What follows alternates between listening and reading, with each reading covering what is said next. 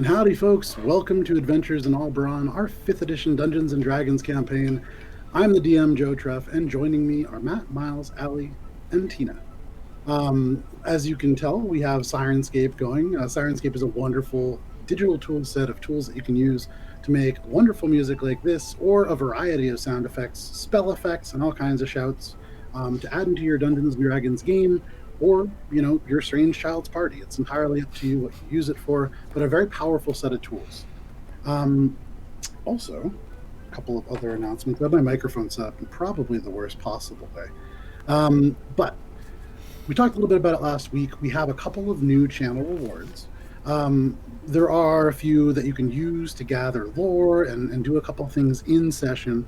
However, the big ones, for 100,000 channel points, you, at the very end of a session, can cast Speak with Dead and talk to any character who has passed, clearly, from the Adventures in Alberon campaign, provided that it doesn't immediately impact the story.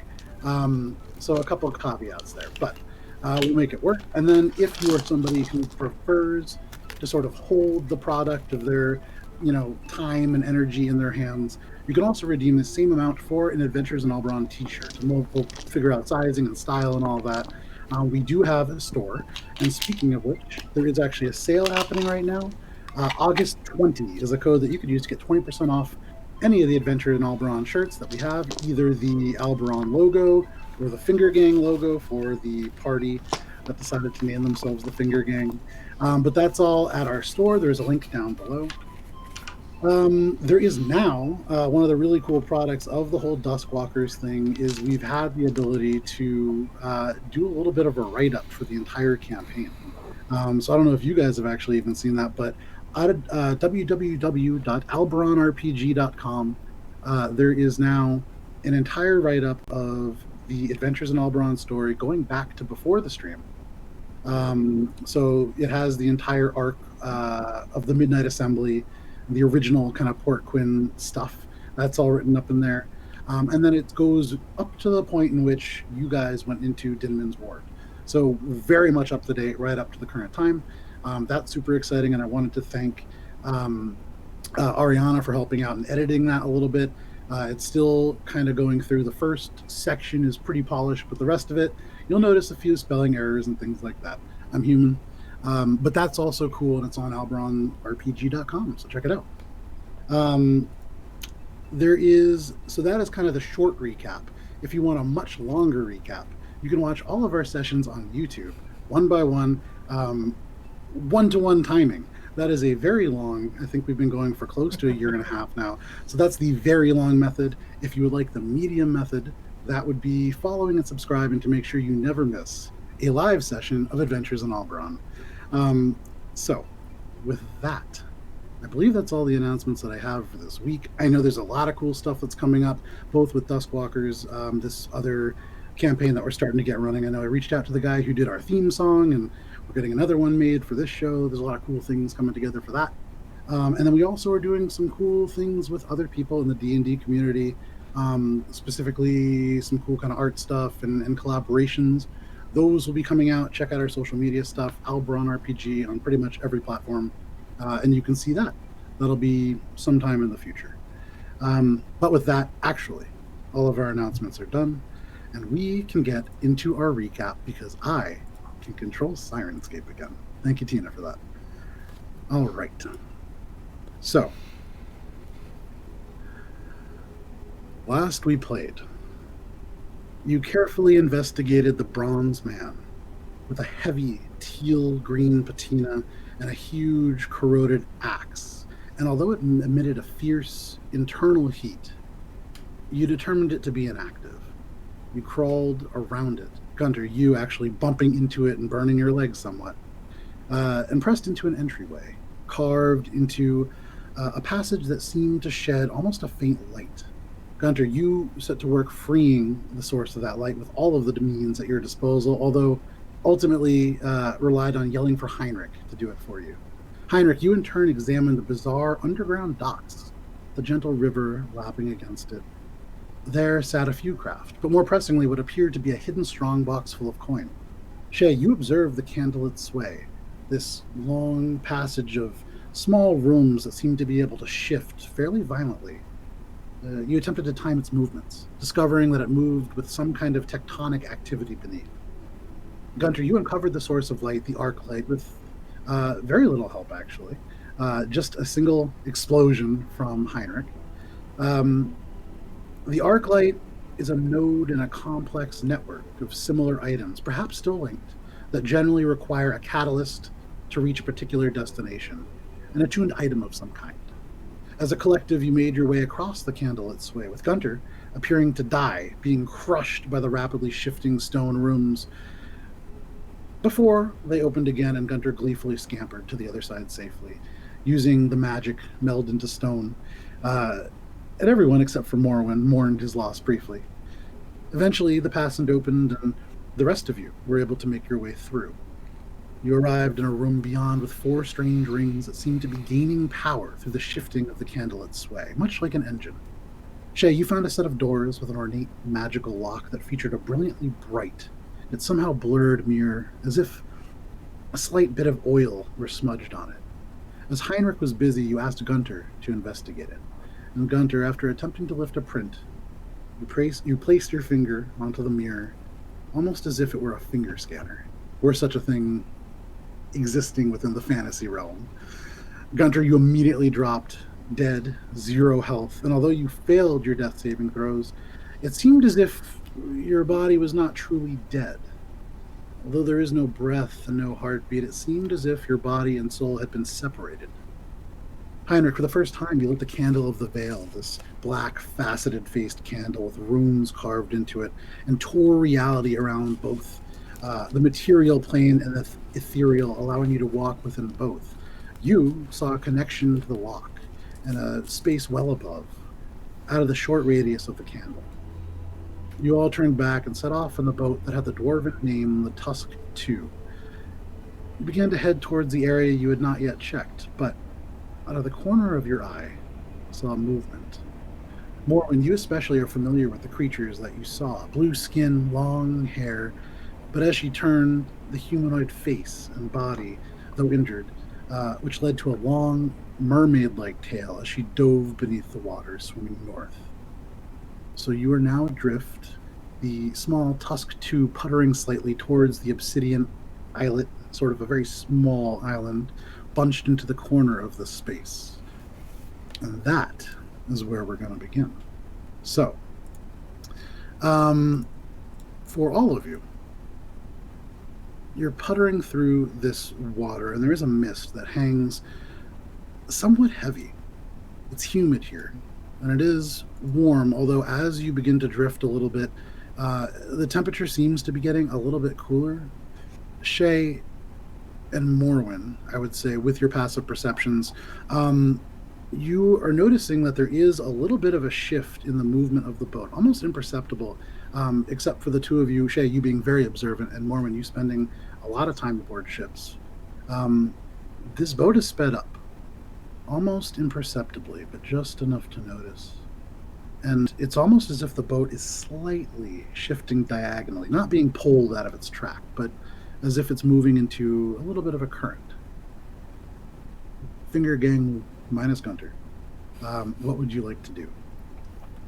Well, to backtrack a little, can I roll to see what else I know about mermaids? Like, do they typically have like a friendly demeanor? Or make a. I would say you can make either. I would say make a history check. Yeah, go for it. Also, thank you, Blue Box RPG. Hi, Don. So that's a critic. That's a 1. Okay. Oh, Kind of like fish. It's a 2. Oh, well, Morwen. They're Back good in the West salted. Coast, off the coast of Dungannon, there are many tales of mermaids. You may not have seen one firsthand. You've heard.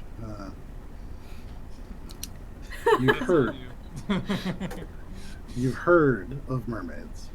You've heard varying tales, some of them with gruesome faces that use the power of magic to draw men to their doom, some beautiful, almost ethereal and elven in nature. But you've never seen one. Perhaps until now. hard to tell with the mist hanging heavy and the sort of general darkness of this space, save those four red, sort of very faint torchlights that are allowing for a little bit of illumination. It's hard to see. But all of you did hear a splash.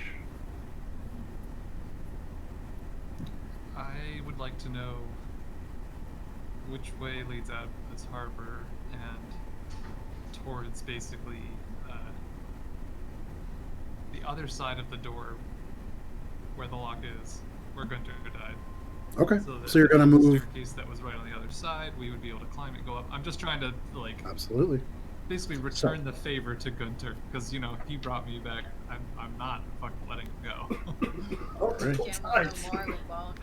Important question. Did you guys decide to lug Gunter's body with you? Yes. Yeah, we did. At the end of the last session, we He's made face a down on the commitment. boat. Sitting in his eyes. Okay. Yeah. Yeah. I've Oh, been right, rolled once right. for It's now. in my eyes again. Yeah. So the way that this kind of looks, I'm imagining, Heinrich, you kind of in the front of the boat on the right side near the panel of buttons that allow you to progress. And you make the boat travel slightly to the right and you feel it shift. As it does, you begin to feel, and you can now see, there is a little bit of a current, and it seems to run where the hull splits. There is a straight north path, and it is dark. The mist there seems heavier in ways, and you can now hear the sound of crashing water. There's a hollowness to it, and it's a peculiar acoustic effect. It seems to be almost coming from two places at once, slightly discordant, but you can't see through. There is this heavy mist. It seems almost like this is where it's originating from. But to the right, you can see the channel seems a little bit calmer, and you would imagine going in that direction, you would head towards what you are thinking are the stairs currently. Right. What would be on the other side of that door, basically. Yeah. So, kind of heading that way. Ugh, I don't have any good utility. Damn it, Gunter. Don't you yell at him. No, I'm not. In my mind, I'm cursing his unavailability and realizing how much more we rely on him than we realize, given that he still does his own thing the whole time. And in my mind, I'm cursing Heinrich like, how dare you pick on an old man in your mind. Wait, I didn't leave. Oh shit, I left message. This is like I'm stacking. turning message off right now. It's stacking thought bubbles right now. And I'm like, I can hear you. Oh shit, sorry. Blah blah blah blah blah. No, so, and okay, question about how you would rule this. I will try it anyways. Sure. Is it possible, because of the way that thaumaturgy generally works with its minor manipulation, could I create a little bit of a breeze just to keep the fog away? The mist? Is that even possible? A little bit of I'm standing at the bow of a 10-inch bladed fan, just It isn't really I one know. of the uses. What I will say is go ahead and make a performance check. Okay, cool. I'm gonna see if I can bend it a little bit. Alright, that's not bad. 17. A 17. Okay. With a 17, you... Yeah, I'll say it works. You're able to kind of hold your hand out, and you can see, as part of this capability, these small, faint celestial runes seem to almost continually drift off your hand, and each one seems to almost cause the vapor around it to condense into a droplet and fall to the water, creating a slight clear space in front of you and a very, very faint sound of almost, but not quite, rain. And as you progress and continue, you're going down the path towards where you imagine the stairs are? Yeah, being mindful of the picking up of current and Sure. letting everyone else on board know, alright, keep eyes out for rocks and stuff. Yeah. And with that, So- I pluck out Gunter's eyes and keep them at me. Oh my god. I'm just kidding. Of So course violent. not. Of course I don't. So, Does anyone need more light? I can provide more light if anyone needs it, just to help see. you can see probably about 20 feet in front of you very clearly now using the ability that you're using, and then a further 10 feet, although it grows shrouded. But as you progress down this way, again, on the right, there's a moment where you pass kind of like a dried area or volcanic fissure. You can see dark stone, a little bit reflective. And you come to a point where, again, this hall seems to have maybe 3 feet wide, a natural stone kind of separation that rises floor to ceiling. You can see the areas around where the water laps are slowly eroding. This has been here for a long time, and this wall probably extended a lot further at one point. But the wall separates these stream or this canal into two paths. On the left, it's fairly dark and the mist continues. It seems fairly calm. To the right, there is a faint glow. And Shae, you notice at first, not naturally having dark vision, almost an orange tinge to the wall. And you realize you can actually see elements of definition between the natural stone being cast from this light source and directing your attention. Why don't you go ahead and make a perception check, actually? That's a 22. You focus your eyes and concentrate, and you almost try to look not so much for something, but for the movement of mist around it. And as you look, there is just a little bit of light that seems to almost drop from the ceiling. And with your hearing, you can hear very faintly this kind of tss. And putting this together and feeling a little bit more warmth coming from this tunnel, you're imagining there is more of that volcanic activity to the right. I will relay this to Heinrich. And in my mind, would going right curve around towards... They both seem to be heading in the direction that you are trying to go. You can't see far enough down them to determine which would lead to your destination, if not both, or if either. But the boat continues to drift forward. Well, I don't want to put ourselves in even more harm's way, so avoid the lava. Okay. Your fingers depress the button that allows this ship to kind of putter a little bit to the left, and you avoid the wall. And as it passes, again, Shae, you can kind of hear this tss, tss, tss, little drops of something hot hitting the water. But you continue around, and you do feel, all of you, except for Guntir, this sort of warmth almost from the stone to the right. You'd imagine, Heinrich, you probably made a good choice. The mist here, heavier still. But you get to an area that seems to almost round a bend, and directing your attention to the right, only 30 feet away, you can see what looks like petrified wood formed into a dock. The water laps up against it, and just beyond, you see the glint of metal. Where is the metal? You gonna get closer? Well, sure. Checking Okay. out every stopping point for stairs up. As you approach the dock, this boat moving only about 15, it's a slow boat. This was clearly made, it's not a pleasure craft of any kind. This is like a transport of some kind. Like Yeah. the little dinky boat in It's a Small World. Yeah, actually, yeah, very much like that. But it does eventually lightly bump the dock, and actually, Heinrich, you being right by the controls, hear a little, and the boat suddenly just goes dead. As if it's designed not to continually ram into this dock. Oh, that's good. But now that you're close, you can kind of see around the corner of this wall, and what you see, almost 20 feet long, there is what looks like almost a platform, although it's currently level with the ground. There are railings that go around it, and there is a lever at the very back of it. And holding this lever, you can see this kind of bronze humanoid, similar to the one that you'd seen earlier as you walked into Dinmen's board. This is not quite so gruesome. This actually has, from this distance, hard to tell. It seems a little bit more slender, a little bit more refined. You don't feel at this distance, only 45 feet away, any heat coming from it. You don't notice any additional mist or lack thereof around it. This seems to be more inert than the previous one that you saw. You can see there are arms that lead to what appears to be a lever, although the hands, bronze, have that kind of heavy teal green patina, even heavier than the ones that you saw in the hallway. This coats joints, this covers bolts, this makes it almost appear to have a skin.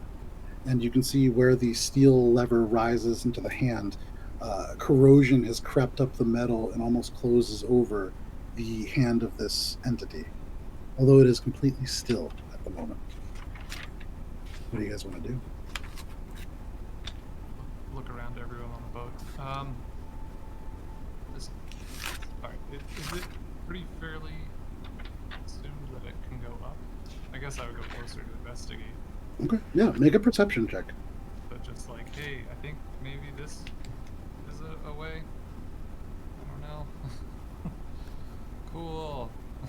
6. Passive 11. Heinrich, you step off the boat.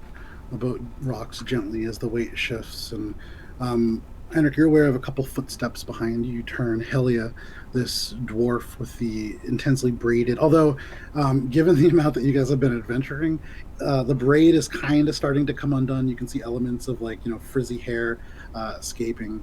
A little dirty in the face, but this dwarf following you. Making your way up and looking, it's not terribly hard to see. The ceiling here rises only about 40 feet, and you can see it looks like it would rise into just the ceiling with that perception check. Is anybody else following Heinrich? Yeah. Okay. I mean, Shae, I'm, with- I'll wait up. I'm staying I'll with wait on the boat. Guntir and assuming that Krodok is with me. Like, I can't carry him, so I'm just following the Guntir body. Okay. So at this point, you can see Krodok, the Eric Kokra monk, who has been just kind of standing for this entire ride. Look at Guntir and look at you and kind of look at the other people. And Shae, if you were looking, although you're currently facing ahead, you can see thoughts happening in your childhood friend's head. But he looks down at you, Morwen, and says, Morwen, again, I must say, I believe this to be perhaps disrespectful to Gunter's body, but if you wish, I will take it with us. Yeah, I do. So he bends down. You can see almost an imperceptible sigh before he scoops fireman style Gunter over. You can see the wings kind of flutter to accommodate the body over on behind him, but Gunter is now kind of like head face down over the body, a little bit stiff at this point. So it's not really dangling so much. It kind of has to slowly bend back. It's like a cold fruit roll up. But Not as he limber as you used to be, hey, buddy? very, very cool Somehow to the that's touch. very sad. It's actually really sad. But the boat rocks a little bit less than you would imagine when he steps off, and now Morwen, you are alone on the boat. Oh no, I follow the You follow. the body. Now that you're all up here, most of you actually can kind of look up and see. It's hard to see, not impossible by any means, but there is a small line that seems to indicate that the ceiling might open up, although hard to tell how. Not that there's been care put into sort of hiding it, but as this is a very moist place, there are elements of kind of moisture that have risen up and then drawn sediment down. There aren't really stalactites necessarily, but there are bits of stone kind of beginning to almost lime over. And so the definition, not terribly good. You would imagine this has not been used in some time. What would you guys like to do? Look around for any other peripheral contraption besides the hand holding. Make an investigation check. Because I'm starting to realize that everything in here is pretty tinkerery. Well, that's not great. 7? Heinrich, you stumble forward. Elements of the dust and there are crumbled bits of almost like rust powder and like little bits of stone, and so the footing is not terribly even. And the petrified wood, actually, you can hear under your armor, it does kind of let out this very loud as you step on it, and you imagine this very brittle wood. But without too much issue, you do make your way across. You are like walking gingerly, aware that these breaking will send you into the water below. And so concentrated on that are you that you don't really notice much else. You kind of get up to where the lift is, and you can see this lever is intact, although heavily corroded. You'd imagine moving it you would want to be pretty careful, but other than that, not too much.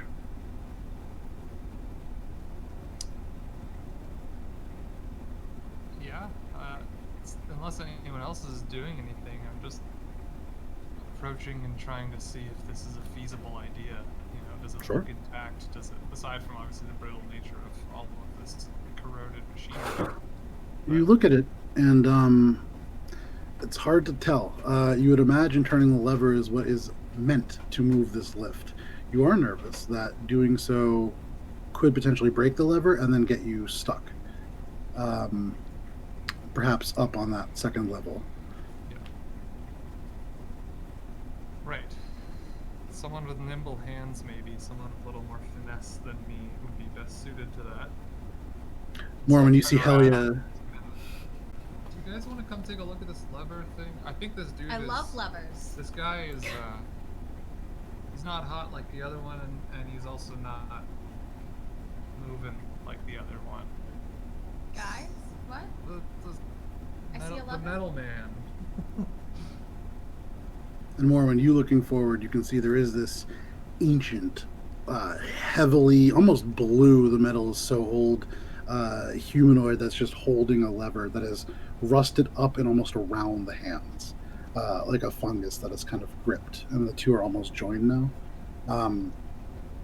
What do you want to do? Yeah, I'll look at it. How far is it? Are we like next to it? I mean, you can walk right up to it if you want. There is railings around this platform, although there's like a 5-foot gap that you imagine is designed to just be stepped through. Okay, yeah. Okay, you step on.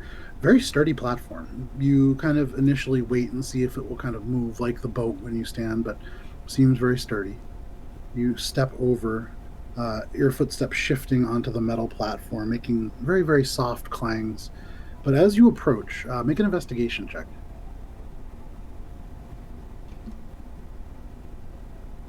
Oh, I love having Skyrimscape back. It makes me so happy. Tina, thank you so much. This is the best. You are welcome. 13. 13. You draw close, and there's a few other things that you make out. Although the face is almost this sheet of, it looks almost like a blue Mod Podge. It's patinaed so heavily. You can make out very faintly these kind of faint lines underneath. There are eyes, but at one point there was a nose. At one point, the detail to this entity was incredibly fine. You also notice that in the throat, there appears to be almost like a hole, not jagged or torn, but as if something were disconnected. And in that area, there seems to be a little bit less corrosion, although some. I want to look in this surrounding area for whatever that was. Okay. Right? You're saying that there's like, sorry. It seems like there should be something there, yeah. Okay, And like a kind of little looking kinda in. key. Well, you look in and look for a keyhole, and you can see from the top there appear to be almost like small, very thin lines of metal. Ali would know that these are almost like wires. But for Morwen, they are almost like little threads of steel that kind of descend, and they seem disconnected from something.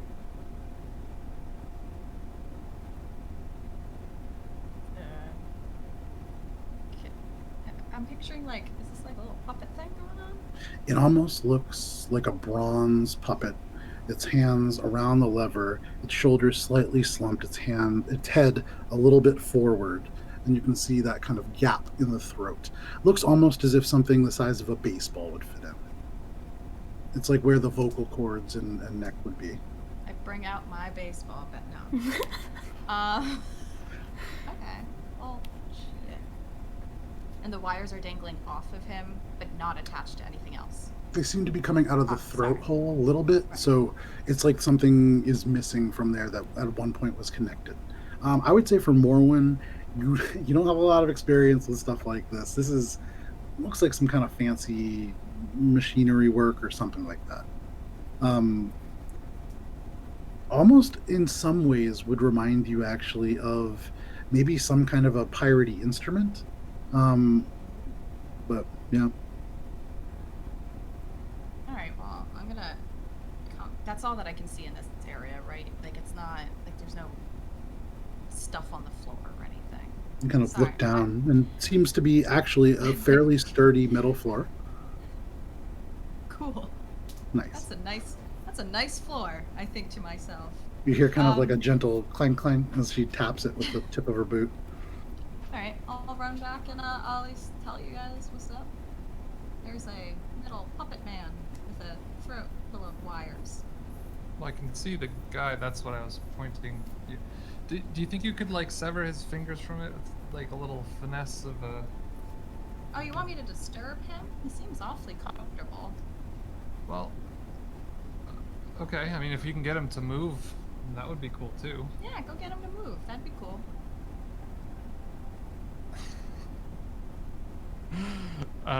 There's nothing that I have that would help in this either.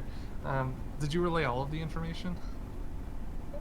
There's a real nice sturdy metal floor. Now she has relayed all the information. Ah, wonderful. What are you But I would looking? say, Heinrich, you given now that Morwen has pointed it out, you take a couple steps forward. You look at this automata, and I would say make an intelligence check. Don't tell me to roll intelligence. You know I'm dumb. I got 4. 4. Yup. It really nags at your mind because somewhere, something that you've seen is reminding you of this, and you feel as if it was recently. And you can feel almost these nebulous shapes of nothing. It looks like there was like a little thing that. Oh. All right. Got one of those? Let me go Didn't through Guntir? the bag. So I only have 4. Gunter has the other 4, right? Or does he have all of them? I'm gonna go just if I don't have them, I'm gonna rifle through his belongings to find the Okay. tiles and just like So you collect all of look them. through someone else's stuff. Oh, Oh I'll wow, do it. wow! I feel so bad that no one has ever gone through my stuff, and I'm just doing this randomly. It's really just. Anyways. For those of you who do not regularly tune in, Heinrich's belongings are very much public domain to the Finger Gang, Yeah, especially thanks a lot, Gunter. everybody. However, Heinrich, Although you it came in approach. handy once. I was saved. My life was literally saved once because Yeah. they stole diamonds and were able to resurrect me. And just So- one more thing that kind of reminds you of what you're missing with Gunter absent Exactly. from this group. But you approach Gunter's body, and still draped over his shoulder, you can see this faded purple bag. You open it, and there is kind of a little fly comes out. gross. And as you open it, I mean, there is old food. You actually see a little bit of movement. There's definitely a couple maggots in there. You kind of look through. There are severed fingers. There's a weird barb-like protrusion. It's a Well, I mess. gave him that one. Yes, you did. But it's a mess in there. There's nothing like you think about your bag where you can just think and things appear in your Right. mind. You have like an idea as to where things are in there. This is chaos. This is Gunter's mind in a bag. It's a little shudder as I dirty reach and a my little hand messy. in looking for the tiles, and I also thank There- whatever creature or being decided to create my backpack. I like a little bit of a oh, thank you, whoever you are. Luckily for you, Gunter recently put these tiles back in his bag. Near the top, you can see this small leather satchel that has this kind of tink, tink, tink little metal tiles in it. Cool. All right. So we have identified pretty much all of them in general. Yes. Actually, more specifically, because I asked my book. Yeah. So I'm gonna pull out the one that says animate Sure. and wait for I don't know what everyone to be ready. I think I'm gonna kind of turn around to the group and just say, okay, this is kind of a test, and it may be really dumb, but we're kind of in dire need to save our friend. Sorry, Croddock, you don't believe in this kind of thing. I firmly do. Helia, I'm not sure what you're. Sorry, you probably see don't believe in this Helia stuff like, either. leaning up against the wall, kind of considering and saw- looking at this automata. She kicks off the wall and goes over to Gunter, and you can see she leans in, and I would say probably Shae is the only one that hears this. Tina is not here. Yeah, I think she went to the bathroom. But you can actually hear, I would say, some of you can hear Helia say, "I'm sorry, Gunter." And she kind of pulls one of the eyes open, and it just stays open. And she turns to you, Heinrich, and she says, "You know where I'm from. When a man does that, usually he's not going to come back." Yeah, but have you ever died and come back? Because I have. And he has multiple times. And Gunter has actually quite a bit too. And also, close that thing. It's gonna get dry. She turns and just kind of closes Gunter's dead eye, which you can actually, in the brief moment that it's open, you can see is getting even more cataracty than it normally is. But the body's still very stiff. Helia turns and says, "But regardless of what I believe, it's clear that we're bringing Gunter along. So I am not going to put up a fuss. We're after what I'm after. And as long as we can get it, we can bring whatever dead bodies we need." Cool. All right. Well, I would recommend. Shit. So in this, painting a mental picture here. Sure. Platform, railings, Mhm. single entrance to get onto the platform, gap in the railings. Yep. Dude standing, holding the lever, frozen still, wires down his neck, where I'm probably going to try to the thing based on the boat, Sure. where I put the tile. Anywhere that they could potentially cover and be like, I'm actively scanning for a place that I might suggest they position themselves. Sure. Should I animate it and it starts fighting, versus should I animate it and it immediately starts going up? In front of this platform, there's about 10 feet of petrified wood dock. So all of you, it's 10 feet wide and then about 15 feet long. So all of you, without problem, can stand on that dock, not the actual platform, if you want. Okay. Or you could wait on the boat. Yeah, but then if it goes up immediately and gets stuck, then, you know, kind of defeats the purpose of going up. I would agree. So that's why I'm going to try to convince everyone to stand as close as you can and hop on if we start going up, or start running if the thing starts fighting us. Well, how about this too? I mean, so we don't know how high up it goes yet, right? You can see it moves up about 40 feet and then there's ceiling. You would imagine and hope that it progresses beyond that. For those of you who are not Heinrich and not Gunter, you can see there's a faint seam in the stone, indicating that probably it will open. Alright, well, I'm just gonna tie a rope to one of the posts. So if it does go straight up, I can just like shimmy up the rope or something. Is that done? That seems very dangerous. Live on the edge a little, All right, Heinrich. you do you, I guess. I'll take Gunter's body onto the platform. You be careful with him. Well, yeah. So Krodek takes a couple steps forwards, and you can see the muscles on his arms kind of expand as he very easily just takes this dense dwarf who, despite his frail nature, is wearing, chainmail and or half plate now, and has a fair amount of crust embedded in the bandages. So a little added weight from that, but kind of offers them out to you.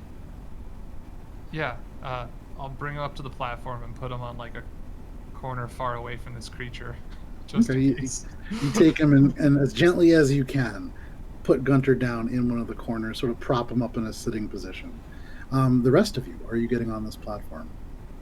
Yeah. Helia follows you. Screw my Krodek idea. follows you. I'm getting on the platform if the body's on the platform. All right. That was half the intention. Shae? Yep.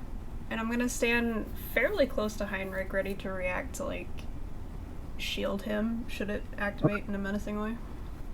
Sure. I had an idea, not an idea, I just remember, as I'm like kind of, looking around, everyone's getting ready, and I'm like looking at the tile, I'm like, shit. And then I run back to the boat and I grab the one from the... I was literally just about to tell you to make sure So- you grab those. Take the keys out of the car. Yeah. Don't leave it You running. take the panel off, and you take the single Arcana tile out. The boat at this moment is dead, and you can see the only thing that glows inside is a little bit that Arcana tile, but as you pop it out, the entire thing kind of goes down, and it is again just sort of mundane. And you take Can the we, tile and return. We lash it to the dock. Sure. You Just take, drift away.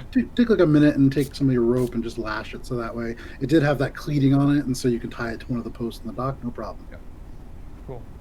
I'll do an over under, half hitch, pull tight. We're good. Excellent. So you over under, half pitch, pull tight, and you now have this hitched boat. Cool. I'm gonna Um, go over and judge the knot. Is it Um, good enough? Ironically, I actually used to work on Make dogs, so I an don't think we've ever investigation touched check, Morwen. it. 8. Looks pretty good. I know it's good. I don't need to check it. Back to the platform. You go back to the platform with Morwen, and as you are not all on, is somebody going to do something with this lever, with this automata, or what? I will say now, these tiles, we know how they work in the sense that they do things roughly in what we expect, but there's a lot of unknowns, so just be ready. Where did you tough and say it strong. was, Morwen? The under the neck area? Yeah, I mean, look at it. Okay, I'll like. And so now, with Morwen's help, you get underneath, and you can see there is this big fist-sized hole. There are no little shelves or elegant places to place a tile that you've seen in previous places for them to be used. There's usually like a pedestal or like a small, almost Scrabble-like tile holder, but this seems to be more of a spherical shape. And getting closer, and with Morwen's help, now you look and you can see areas around the edges where the metal is a little bit more rough. It hasn't been sanded on the inside. There are little scraps, and you get close, and you see tiny bits of leather.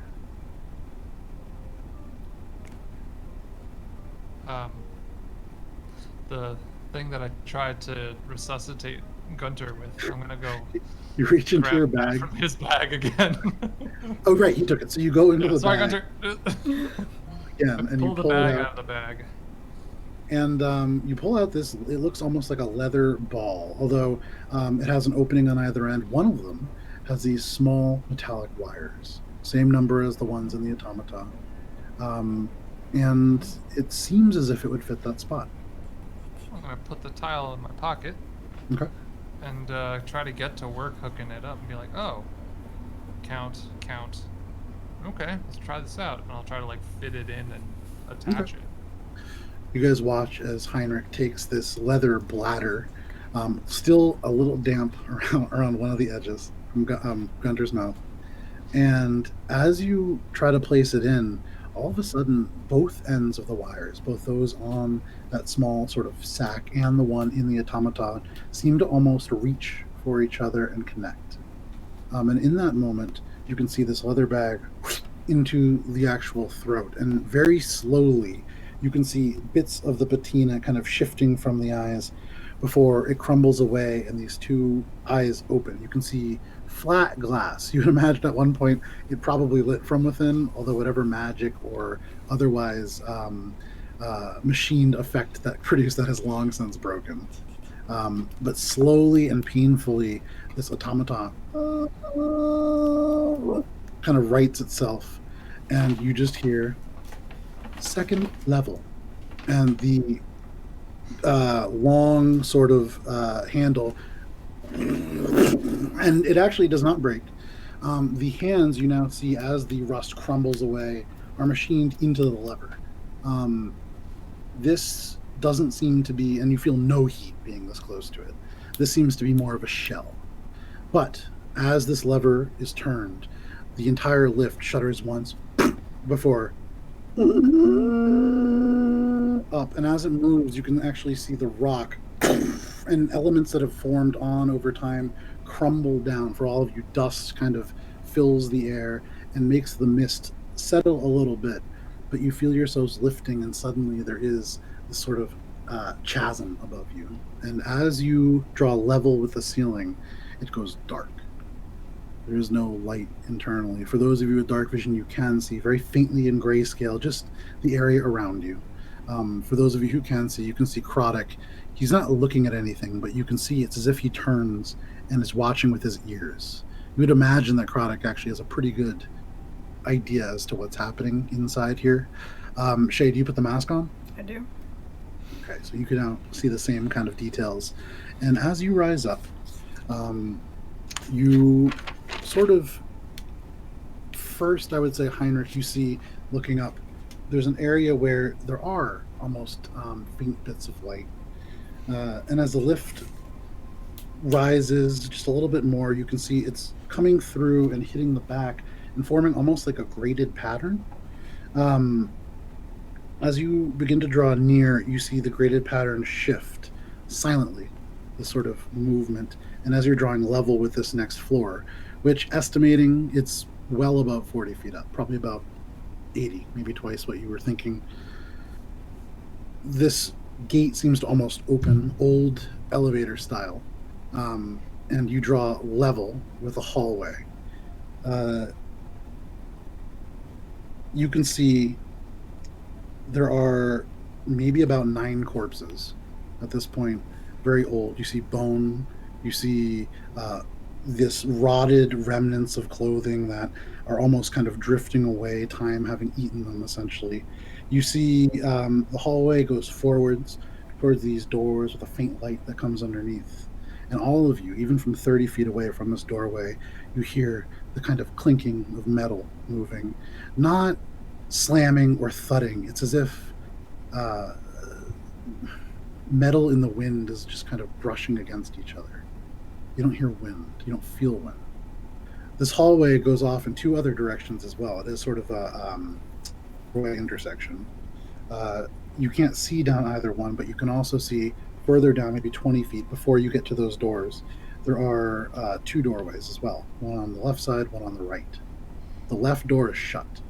You can see corrosion has kind of eked out from the metal of the door and has begun to stain the rock around it.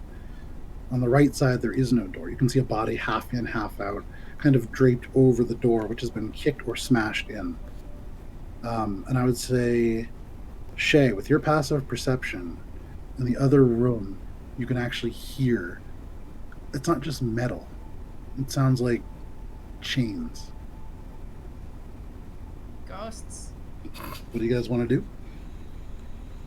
Can I use this moment to keep myself oriented in terms of where the room was? Sure. So you kind of take a moment, make an intelligence check at advantage, because you took a very good amount of time to kind of figure out and carefully notate where you're going. What was the first one? I wasn't looking. I guess I'll have to go with the second one. Not very good. It's just an 8. Oh man, Heinrich, those dice are rough. Yeah, I'm rolling single digits all day so far. You think, and you try to imagine where Guntir might be. You feel fairly confident going to the left is going to lead you away. You remember it being somewhere, maybe you'd imagine either straight or to the right, or maybe through one of those doors, but that left hallway is going to lead you very much away from where Guntir maybe.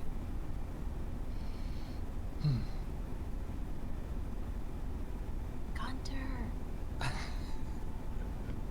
You can hear there is kind of this gentle tap on the metal, and Krodek leans down next to you and just says, Morwen, he cannot hear you.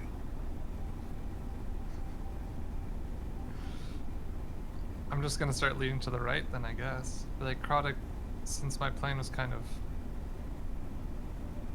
Well, I'm not as good at carrying him as you seem to be. You can see... Do you mind? Krodek pulls away from Morwen and kind of returns to Guntir, who's in the corner, and gently lifts him up, not terribly gently, places him over the shoulder, and nods to you. Thank you. Thank you very much. Wait, so how lit up is this place? From the light that's coming underneath that doorway, you would imagine in that other room, fairly well lit. This area is fairly dark. You can see on the walls here and there are metal brackets that originally probably held torches. There are no torches present. Y'all cool if I spark a torch? If you want. I mean, I could... Okay, yeah. You hear flint and steel, and this torch blazes to light, now providing ample light in this space. You can now see there are, in the first room that you are in, which goes a little bit to the left and the right and the left, there is a door. And down the right hallway, there is another door, although a little bit further down. You do count about 9 bodies in this room and the hallway leading to the 2 front doors. You can see another one kind of draped into the room on the right, not the hallway on the right, but this room with a smashed door. Some of them are still dressed. There are a few who have maybe like little satchels or things on them. But you're noticing now also, and the one closest to you on your left, just kind of turning your attention down, um, there are the short, stubby bones of probably a dwarf. You can see on him still the remains of perhaps crafter's leathers. Um, Most of these corpses, if not all of them, do appear to be dwarvish in nature. I guess this thing's got a type. This thing? Yeah, What thing? this lock thing. Okay. You actually, at this point, kind of see Acrotic stops and turns to you, Morwen, and says, "So, Morwen, you see, I'm sorry, but this is what is happening to Guntir." Nah, let's keep going. You can see he wants to say something else, but he's also talked to you enough to know that it's probably not worth it. He just kind of hikes Guntir up Shae? over his shoulder. Shae, Yes. can I ask for your input on this one? Do you think the light might be worth checking out, or should we just go to the right and avoid that whole pile of bodies? In any experience, I would say a pile of bodies is not a good idea, but you know better than I do what we are hunting at this point. If it would make Yeah, you feel better to yeah. continue pressing on for Guntir and go to the right, I can stop and take a look quickly. Yeah, because I would like to go to the right, but anything with a source of light that's been active still this long down here is most likely. I mean, not most likely. It might be powered and doing something, and that something may be holding Gunter's soul. I am at a loss, and I'm just trying to keep moving. Do you get the sense that this is further along than where we are, or are we close? The general direction is, and then I would just gesture like, the 90-degree sweep of to the right. Yeah, it's sort of this arc that begins with the hallway going straight ahead and ends with the hallway going to the right. And from what Heinrich is saying, either of these hallways could lead you, potentially, towards Guntir. I will note, Heinrich, you do still have the candle. I know. I just don't want to use it in a room full of corpses, necessarily. Don't want to bring back the wrong one. Well, let's check out the door with the light and just see if we can get a sense on what's on the other side first. Sure. And if I it can seems take a quick safe, look. then check. And if it seems the right direction, we can progress that way, otherwise we can move on. Right. Shae, just a favor. If you run into Gunter's ghost, can you not punch it, even though it'll go right through? You have my word. Huh? You have my word. Thank you. Shae, you begin to creep towards this door. Are you doing so quietly? Yes. Make a stealth check, please. That is a 19. Okay.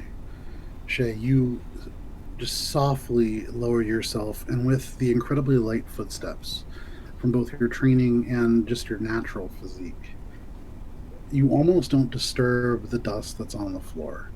You make very quiet footfall, and you approach this doorway. For those of you paying attention, you would notice that, you would definitely notice, Helia actually just kind of walks off to the right and begins looking at the door. She's not touching it or interacting with it, but she seems from a good 15 feet away, looking at the door in the right hallway.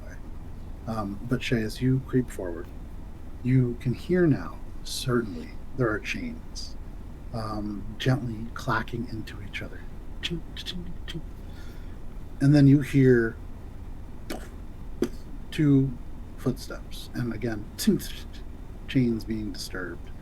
But as this thing away, you actually see the light now casts almost this greenish hue. Mm-hmm. You see beneath the doors perhaps an inch gap. If you wanted, you could lower yourself and peer through. Yep. Gonna do it. You drop down and your eyes go level with the doorway. You can see underneath this very, very neat, very clean, almost dust-free stone floor. You see here and there are chains that seem to be suspended from the roof or the ceiling and kind of coiled on the ground, a few dangling slightly. You can see directly in front of you, maybe no more than 40 feet, if that, the source of this green light. It is a sphere, almost like emerald in color. It seems to be about 3 feet across, and you can only really make out the bottom. There is this swirling, almost metallic green mist that seems to be filling the space. This is a fragile item. You can see it is a thin, thin glass, and there are elements of metal that kind of wrap around it. But as you look for just a moment, it's almost as if in that mist a face materializes. It's strange, elvish almost, refined features. It's a sleepy look, almost slack, and for just a moment, and then it's gone, and just this green mist continues to emit a faint light. Again, off to the left, you can hear chains, and you also hear this kind of and then a train being dragged along the stone. Any idea what's making the sounds, or I can't see it yet? From this vantage point, you cannot see it. Okay. Roll back and relay all that. Sure. So Shae makes her way back right as Helia does. And Helia, as she arrives, sort of says, if we go down this way, there are, at least to my eyes, a locked door of some kind. And I will say I'm a bit hesitant to work on that lock myself at the moment. But whatever they have locked back there, I would imagine is pretty good. It's not your standard lock. Huh. Does it look similar to the one that did that business over there? You know, Morwen, I decided not to get close enough without somebody to perhaps pull me away if something went wrong. You want to come check it out? Yeah, but I'd suggest maybe you pull me away, considering you're probably a little stronger than I am. And I flex and nothing happens. So. She looks up at you, despite you being only about 5'4", I think we said. 5'2". 5'2", so she's a good 3 inches shorter than you. But she looks at you and looks at your arms, which are doing nothing. And she nods and says, I think, from what I've noticed, we both have similar skill sets. Whoever tries it, I think I am a bit stronger than you. After you, Morwen. She stands up and kind of gestures. All right. Shae, you relay this information to the group as these two rogues go off. While Morwen and Helia walk towards that doorway, what are the rest of you doing? I think I'll go back over to the green door. That faint green light creeping underneath. Not terribly green, it almost just has a tinge to it. Yeah. And, I think that might be what we're looking for. yeah, it might be. Let's, let me think here. Helia and Morwen, you approach this They can door, do and anything as you while do, thinking. sure, as you do, you can see it's a steel door of solid construction, and it's not flat, and it's not dwarvish in design. To your eyes, you can pick out some elvish details. There are, it's not faceted so much as it smoothly comes out to almost a ridge along the middle. You can tell this door is almost designed to look in ways like a leaf, although still square. There is a handle, and you can see built in some kind of lock. And Helia is right. This is not a normal lock. It looks as if it needs some kind of 4-pinned device to open it up. If you would like, you can investigate it further to see sort of... Sure, make an investigation check. 7. Finger Gang killing it tonight, by the way. I don't think you guys have... Not except as for much Shae. as Guntir is, but... Yeah. So you get in and you look, it's hard because these holes are so small, your eye has trouble focusing down any one of them. You'd imagine it could be picked. It would be very difficult. When you say that it's looks elven made, is there any writings on it that I can try to read? You kind of take a quick glance around. You don't see writing. And does anything of this door remind me of the one that zapped Guntir with death? It was the lock that parted Gunter's soul from his body. It didn't zap him necessarily, but yeah, there are aesthetic similarities to it.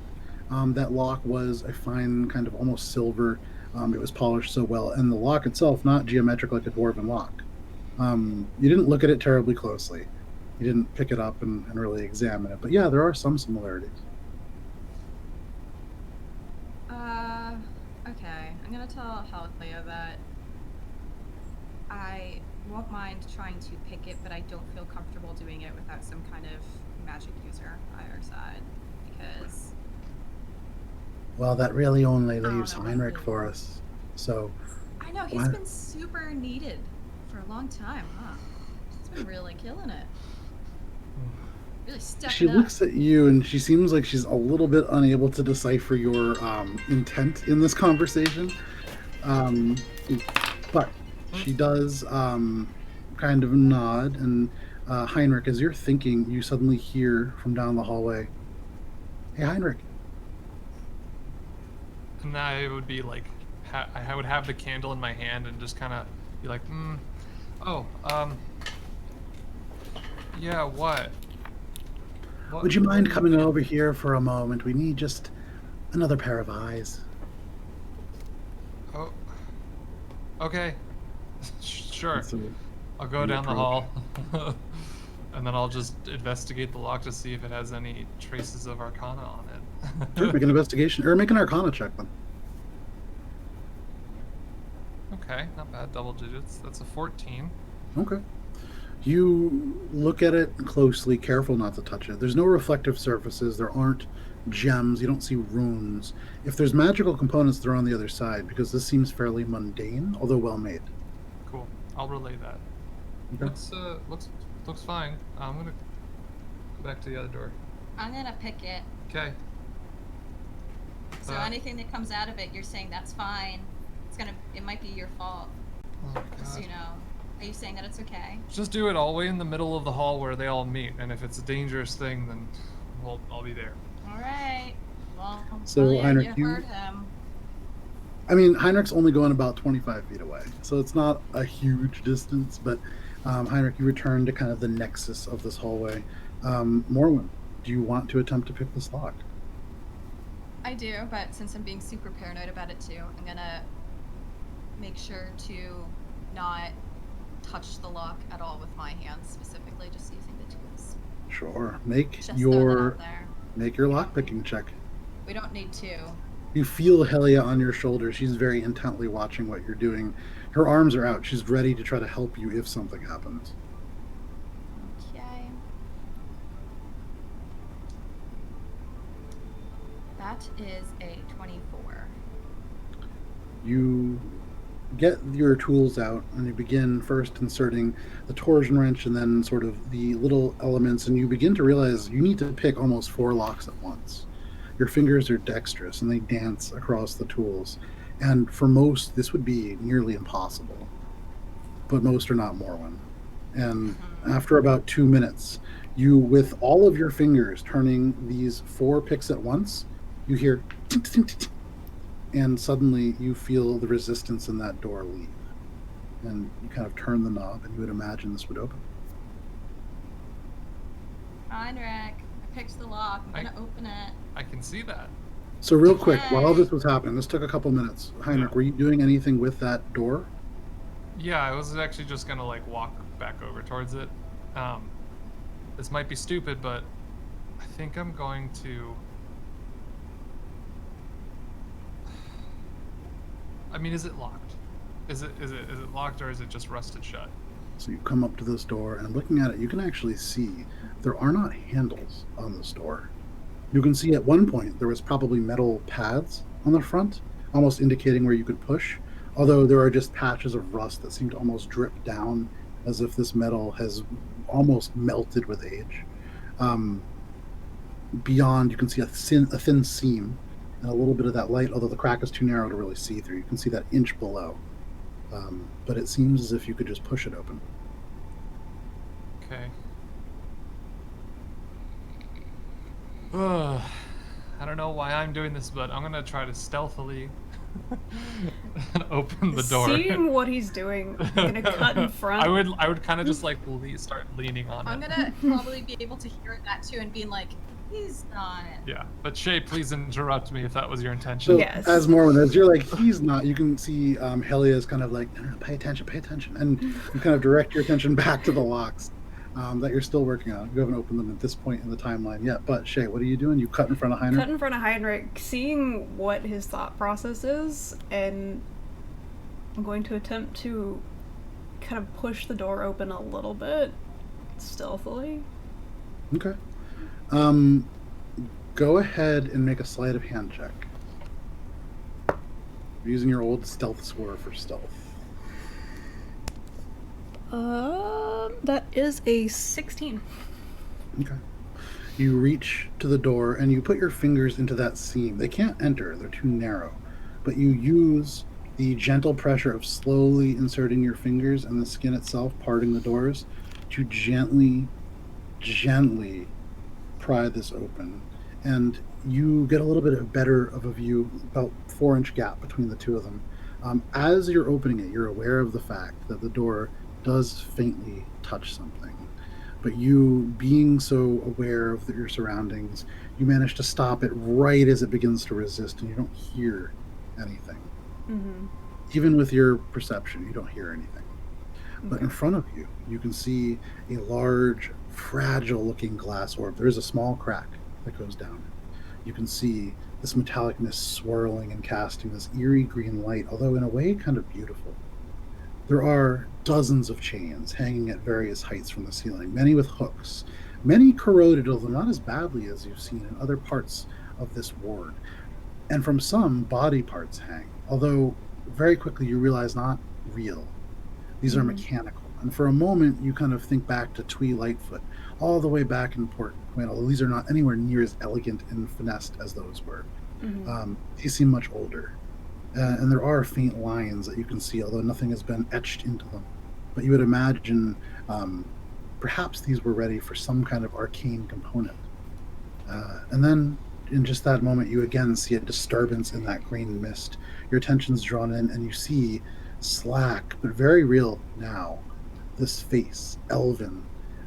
Not a mountain elf like the elves that you're primarily familiar with, and not a wood elf like Ariadne or Janice back in Port Quinn. Mm-hmm. This is a high elf. You can see very, very androgynous but sharp features. You see elements of what look like almost plate mail, and then it's gone. Worth noting, this orb floats about a foot in the air, and you can see there are 2 of those chains kind of shackled to it. Can I get a sense of what's around the door? That's touching the door. Yes. You very gently shift the door, and you can hear metal along the door's edge, and you're imagining it's probably another chain. And you're thinking, if you had opened the door without really thinking, or maybe in an unstealthy manner, as some are prone to do, you would have probably struck that chain and had it begin the effect of each chain kind of hitting the other. It would have been quite loud. Okay. Quietly relay all of this to Heinrich, who I assume is still behind me. I'm right behind you. I'm gonna message and be like, I'll keep this open if you want to Okay. sneak in there.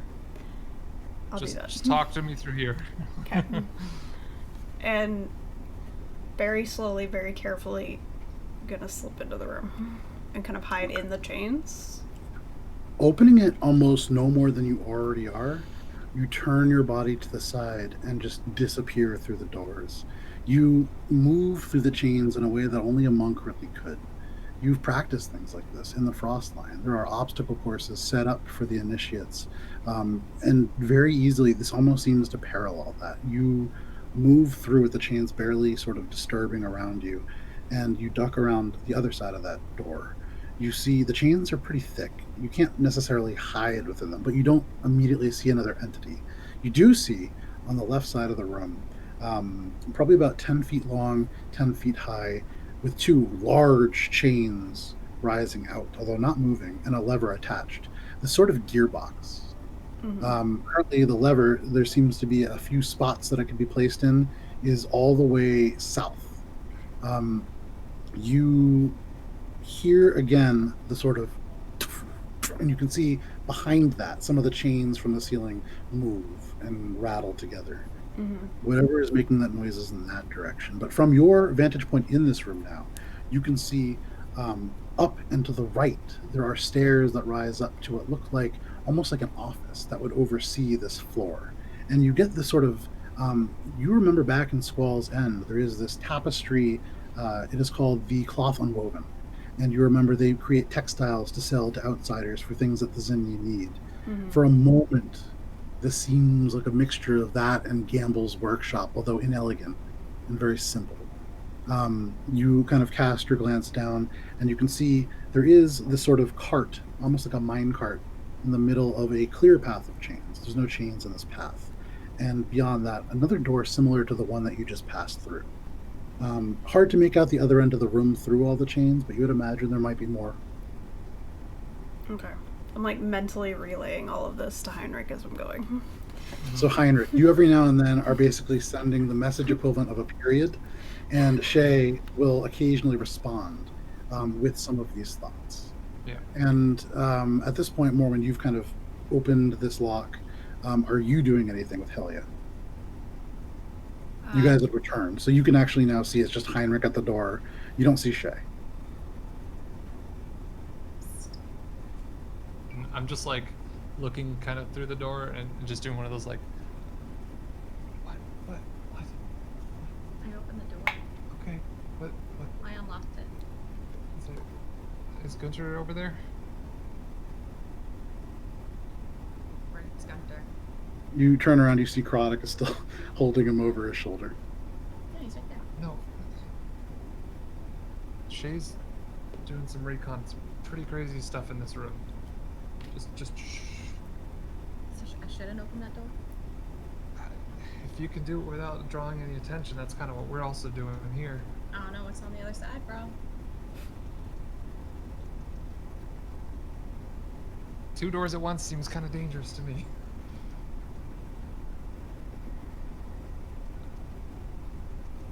Okay. There's a face in a crystal ball in this room. Woo. I want to sneak in and see it. So as you say that, suddenly you see Morwen's cat eyes go wide, and the pupils kind of contract, and all of a sudden Morwen kind of slips. And are you going to try to go in the room now, Morwen? Make a stealth check.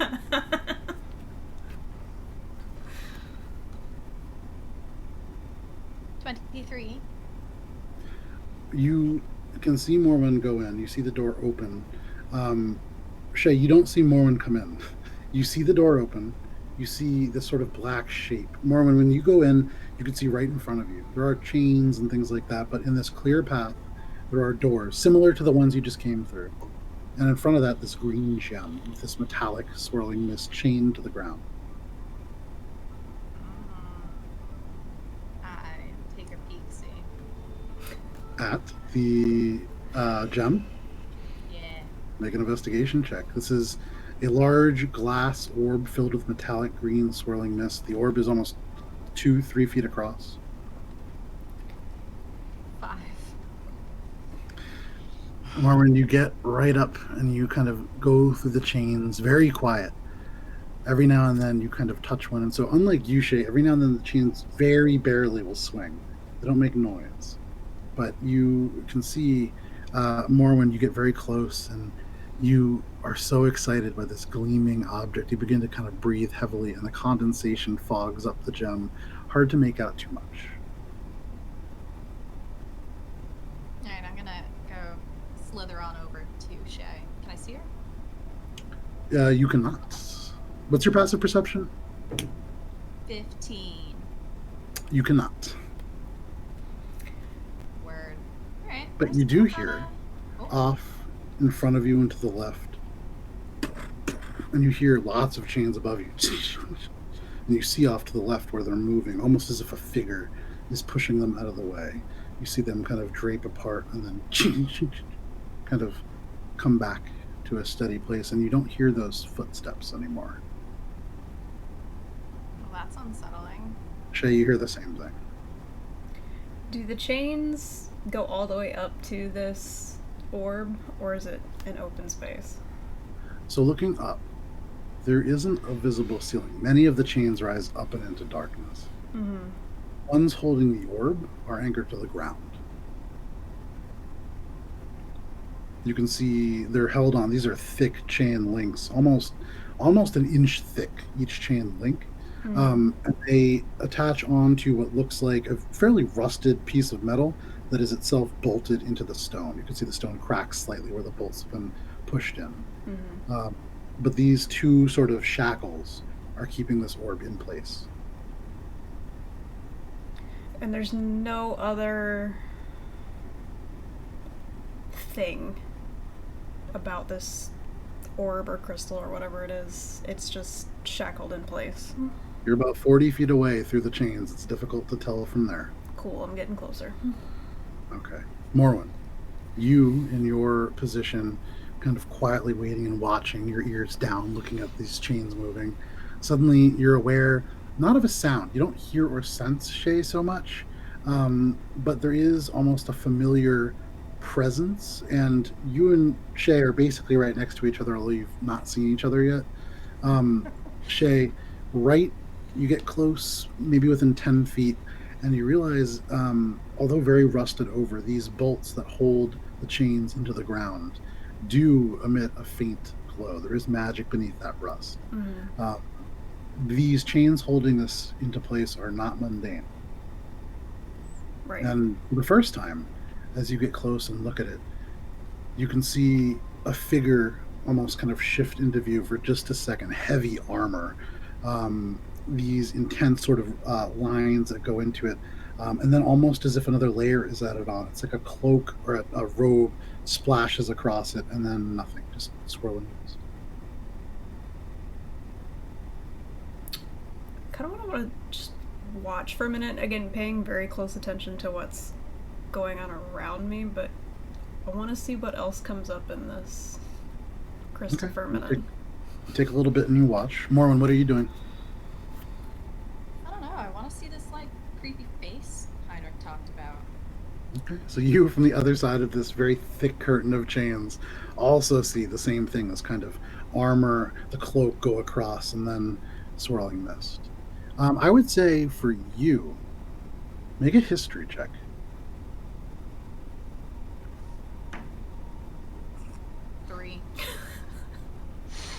Probably an elf.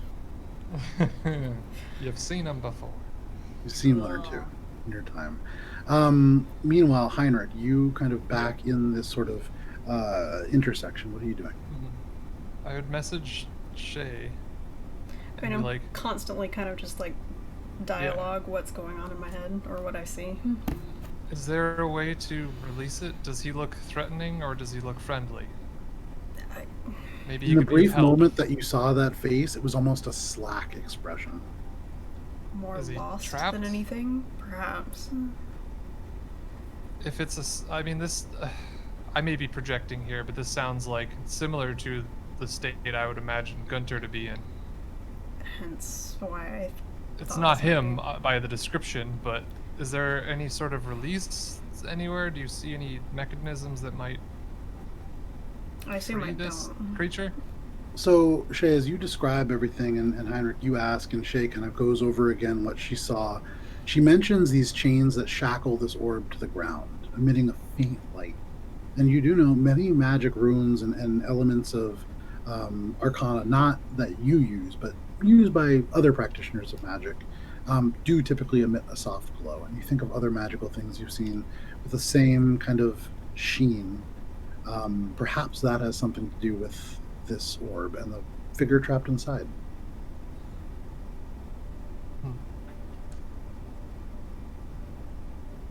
Just gotta figure out a way to release it, break them, or... I mean, that's kind of my only thought. If there's no And as other Heinrich's mechanisms... voice comes to you and says this, you look down, those chains are rusted. Though magic, or whatever underneath them is magic, the chains themselves seem to be fairly damaged. The material, probably not an issue to break, but there's no telling what the magic underneath them will do. The only thing... I would come in immediately. The only thing that worries me is that large creature that sounds like it's in the room with you. It's in the room above, I imagine. There is an elf in here somewhere. I haven't seen it recently. Well, okay. Do you think it would be wise if I came in and just tried to break it from a distance with non-physical projectiles? Shae, you think back to other times you've seen Heinrich use Eldritch Blast, this force energy bolt that causes wind to ripple around it, and you look at the chains hanging all over with metallic body parts dangling from them, and you would imagine it would probably make quite a bit of noise, but you could certainly try. If you want to alert everybody and their uncle to where we are, Well, absolutely. Go to town. well, then does anyone have any magical physical objects that they could use to strike the chain instead? Suddenly, Heinrich, you kind of feel Helia tugging at your kind of cloak, Yeah. and she's just like, so what's going on? Sorry, I'm doing the brain talk thing. I did that to you, I think, once. Oh, and you spoke in my mind, completely unbidden and uninvited. Yeah, I remember that. Yeah, I don't do that anymore to you because it was unwarranted, and I apologize. This is how we usually recon, and this is what I'm doing with Shae currently. Well, I've heard your And I guess I could share the details of the room more or less and be like, have you ever encountered magical things that could be broken by any means that are not loud? Heinrich, you're one of the very first people I've met who can actually do magic. Right. It isn't something that's openly practiced where I'm from. Not for long. That's okay. That's okay. As a thought in your head, Uh-huh. would it be smart if Gunter's body was brought closer to this thing in the event that his soul's actually in it? Not a bad idea. Because Just if don't want so, to I attract can attention, so I come hope so. collect him from Croddick and try it that way. Yeah. I mean, could Croddick swiftly, silently move in there, or do you think you could? Either one of us could if you want to send him in. It's just there's already two of us in here anyways. I assume Morwen's in here with me. Oh yeah, sorry, she is. I forgot to mention that. She might just be right around that orb. That's how I lured her in there, away from opening another door. Smart. Hold on. Croddick, would you be so kind as to, carefully avoiding the chains, bring Gunter's body near this orb and see if something happens? You can see Croddick looks back behind him at these two wings that, even folded, create a fairly large silhouette, and he kind of hoists Gunter's body up a little bit. Heinrich, I can bring him to the door, Yeah. but even with my training, it would be difficult to move in that room. Quietly. Okay. Well, to the door, that's fine. And then to Shae, I think you should come and get his body. And I already get the sense that I'm moving in that way.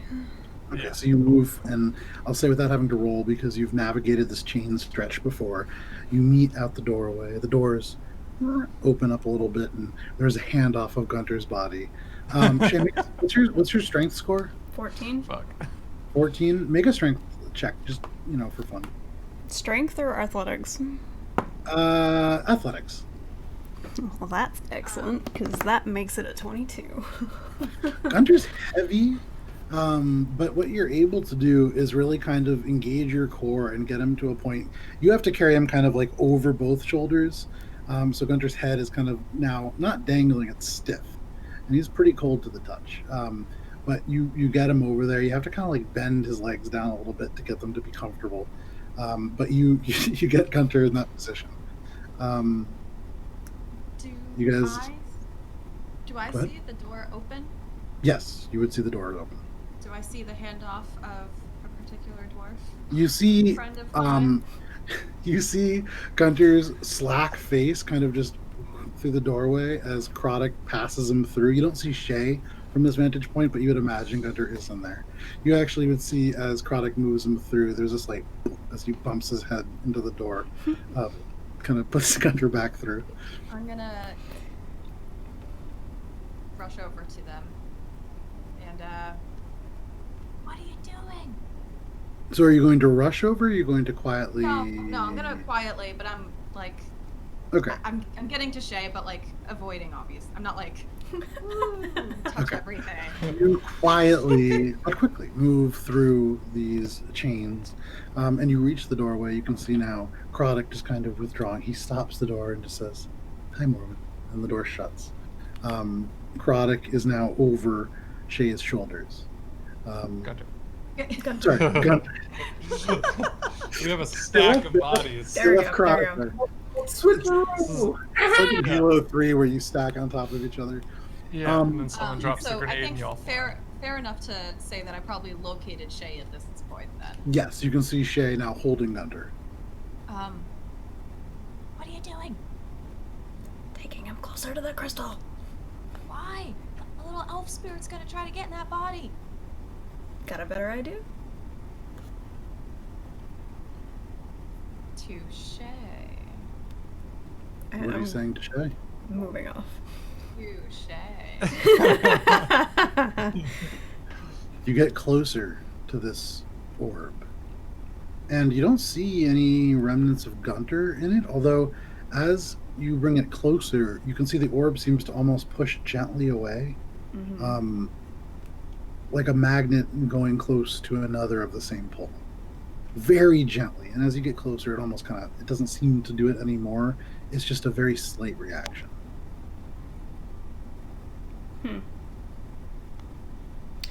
And getting right up to it, nothing happens. You get right up to it, and again there's this kind of shimmer, and you see this figure again, although just the arms kind of floating in this mist. You see in one of them, almost completely slack, there appears to be like a dowel or like a tube of some kind in the hand, but then it disappears. Would relay all of this to Heinrich, get his opinion. Okay. If it didn't work, then maybe still break the chain somehow. That's it. The only other thing is you said stairs that go upstairs to an observatory. Is that... Well, there's something very heavy up there.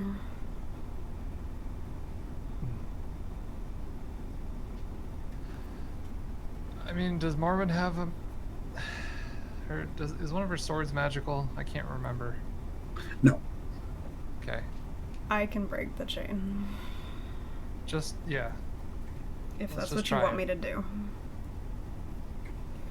It seems like it's trapped there? I don't know.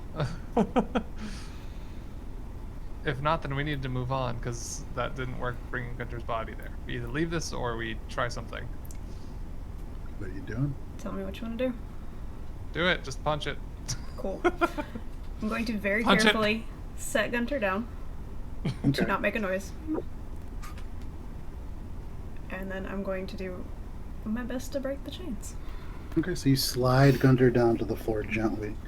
And go ahead and make I'm going to say you don't even need to make an attack roll. Believe it or not, you can hit a stationary chain. Roll damage for it, please. Seeing that she's doing this, though, I am going to draw my weapons just to protect Gunter and Shae. So in this quiet, you do Whatever. hear it's kind of as both blades come out of Morwen's sheaths. First is 9. Okay. If you need another, that's 8. Beautiful. So You watch Shae grabs the chain and gently wraps it around her arm, and then once just kind of torques it. The chain fractures on one side, the link breaking almost in half. You can see almost completely broken, and then you just grab both ends and separate it. In this moment, you see a multitude of cracks appear in this glass orb. Thin, gentle, almost lime green. And in silence, it's as if the mist from below rises and thickens, although metallic and green. And as it settles, taller than Gunter by a substantial amount and a little bit broader, there is a figure. And Matt, if you would like to describe how you look. Yeah, so it's like a tall elf, pretty androgynous. Kind of looks like a Lucius Malfoy type, but Cool. like an elf. Wearing some like nice whitish, beigeish, and green embroidered robes. Pretty regal looking, holding a cane with like a nice emerald on the top. And yeah. On the armor, you can see there are these lines, actually very similar to the lines in some of these automata. And although there's nothing in the ones etched into the metal limbs, you can see for this figure, there seems to be filigrees of these beautiful, old looking runes. They're not elvish, and even to your eyes, Heinrich, they don't reshape. This is old, this sort of magical system that is imbued into the armor itself. You can see faintly there are little bits of light that shine through the beige. And that is what you see. Matt, from your perspective, you've been in the dark for a very long time.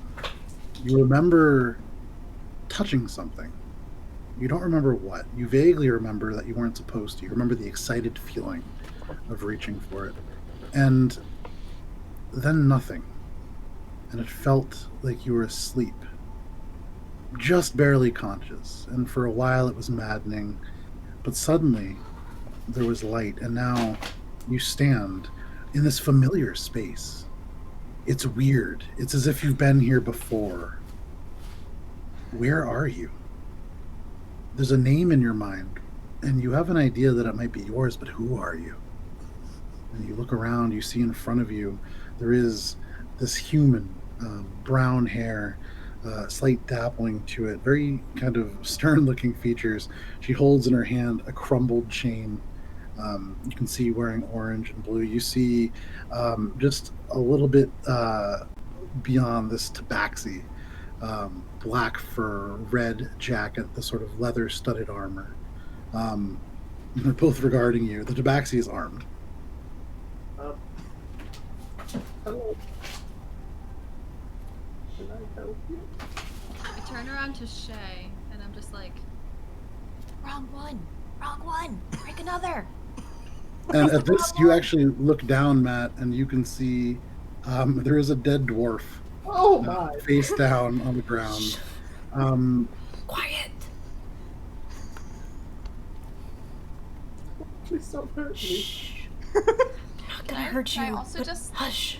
Can Quiet. I also just say that Doss said we shall call him Guntir the Green?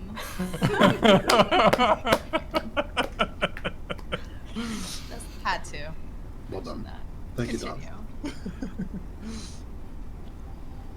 So, Gunter the Green, you see perhaps these very violent individuals with a dead dwarf in front of you. Different than you're familiar with dwarves. Something about him looks real different.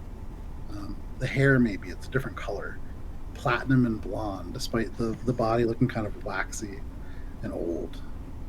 So, sorry. No, go ahead. So is this elf like a full formed elf? Like there's nothing like ethereal going on? It's like just a straight up. As the mist Real is deal. now almost completely gone, you can see not through him. He seems kind of scared. You see he's wearing, probably underneath these robes, because the body's a little too big for this head, probably pretty substantial armor. It's weird because it doesn't look like any armor you've seen, at least not through the robes. It's not like bulky plate mail. It's unusual, but you can see not through him. He doesn't seem to be ethereal. Seems to be very much here. I'm going to approach. Can you follow quietly? Of course I can. Not you. You hear the two of them speaking common. I'm sorry. Oh no, he's Canadian. What is going on here? Shh, not here. Come with me. Come with me. Who are you? I will explain in the hall. Come with me. What's a human doing in Alberon? Shh. I'm gonna You're try gonna to get us approach killed. him and poke at him. I'm gonna get Walk up. Just Ding. like, There's metal under the rope. There's no, a but door. I'm poking for fleshy. There's a door. We're gonna go through it. On the other side are some friends. You tap the elf's face. Fleshy. swat Shae, away. we've got a live one. Morwen, go outside. Go to Heinrich. What about? Go! Actually. Okay. So Yeah, no, I Morwen, you go. okay. I fuck Okay, off. we're waiting. Yeah. fuck off through the doorway. Matt and Shae, what are you guys doing? Right. Still Placeholder and Shae. standing there pretty petrified. Take my hand. Come on. I look warily. Is she gonna beat me up? She looks like someone who beats on old people. And you look down at this. Oh wait, Morwen, did you take Gunter's body with you, or do you like drag No, it he's out, or is still it just lying on the He's ground? still I there. mean, I'm certainly, yeah. I'd like to Okay. try, but I can't. So you look down at this woman's feet, and there is a dead old dwarf, just kind of stiffly, almost. So he was laid down on his stomach, but because of the angle that Shae had bent him, still not quite flat on the ground. Did you kill him? No. Come on. He was a friend. We were trying to save him. Come. Quick. What? Step over the body. Take a big step over the corpse of Gunter. I'm not gonna grab her hand. I'm gonna like. You go ahead. I'll follow. Just keep a distance. I'll pick up Gunter and Okay. make my way back out. Don't need a check for it this time. You pick up Gunter and you make your way out. Heinrich, Morwen emerges into the hall, and a brief few seconds later, I'm mentally Shae. relaying all of this as I'm walking. Yeah, as you're Shae walking up. appears, and then all of a sudden behind her, Oh, I'm backing up from the door. from behind her, emerges this elf, Matt. And Matt, from your perspective, you haven't ever seen a tiefling before. And so you emerge this sort of clay-colored, dark reds, almost brick skin, and these antlers that come out. You see one eye completely black, one gold. This sort of dark scale mail down that has these small bits of a brighter metal within. I'm gonna pull out my weapon and be like, "Stay back!" So you see, as from the cane, he draws out a very thin, long blade. One element of the cane still in the other hand. Whoa, whoa there. I drop mine when I see him do that. No, Morwen. Stop. You hear the air kind of cut as all of a sudden now, Kroddick, the spear, out and is kind Guys, of leveled. guys, everyone. I'm gonna Everyone. put Gunter down, and I'm gonna make sure the door's closed behind us. Okay, you make sure the door is closed. Guys. Hold on. Are you of ill will, or are you of what I'm trying to say is, You're asking are we scaring you? Are we scaring you more than you intend to harm us? Okay, cool. That's what I thought. Now, guys, fucking put the weapons away, please. Necrotic slowly. Thank you. Thank you. Right back under his back. Thank you. Sorry. A little more away from the door, just because there was something dangerous sounding in there, and now we're making noise, and this whole place is filled with dangerous things. You see Helia at Are this you point okay? just say, First of all, are you okay? What's going on? I'm not sure. That's a good By question. my friend's description, you were locked in a floating orb, and now you are here. I know that's insanely disorienting. Matt, make a wisdom saving throw. Okay.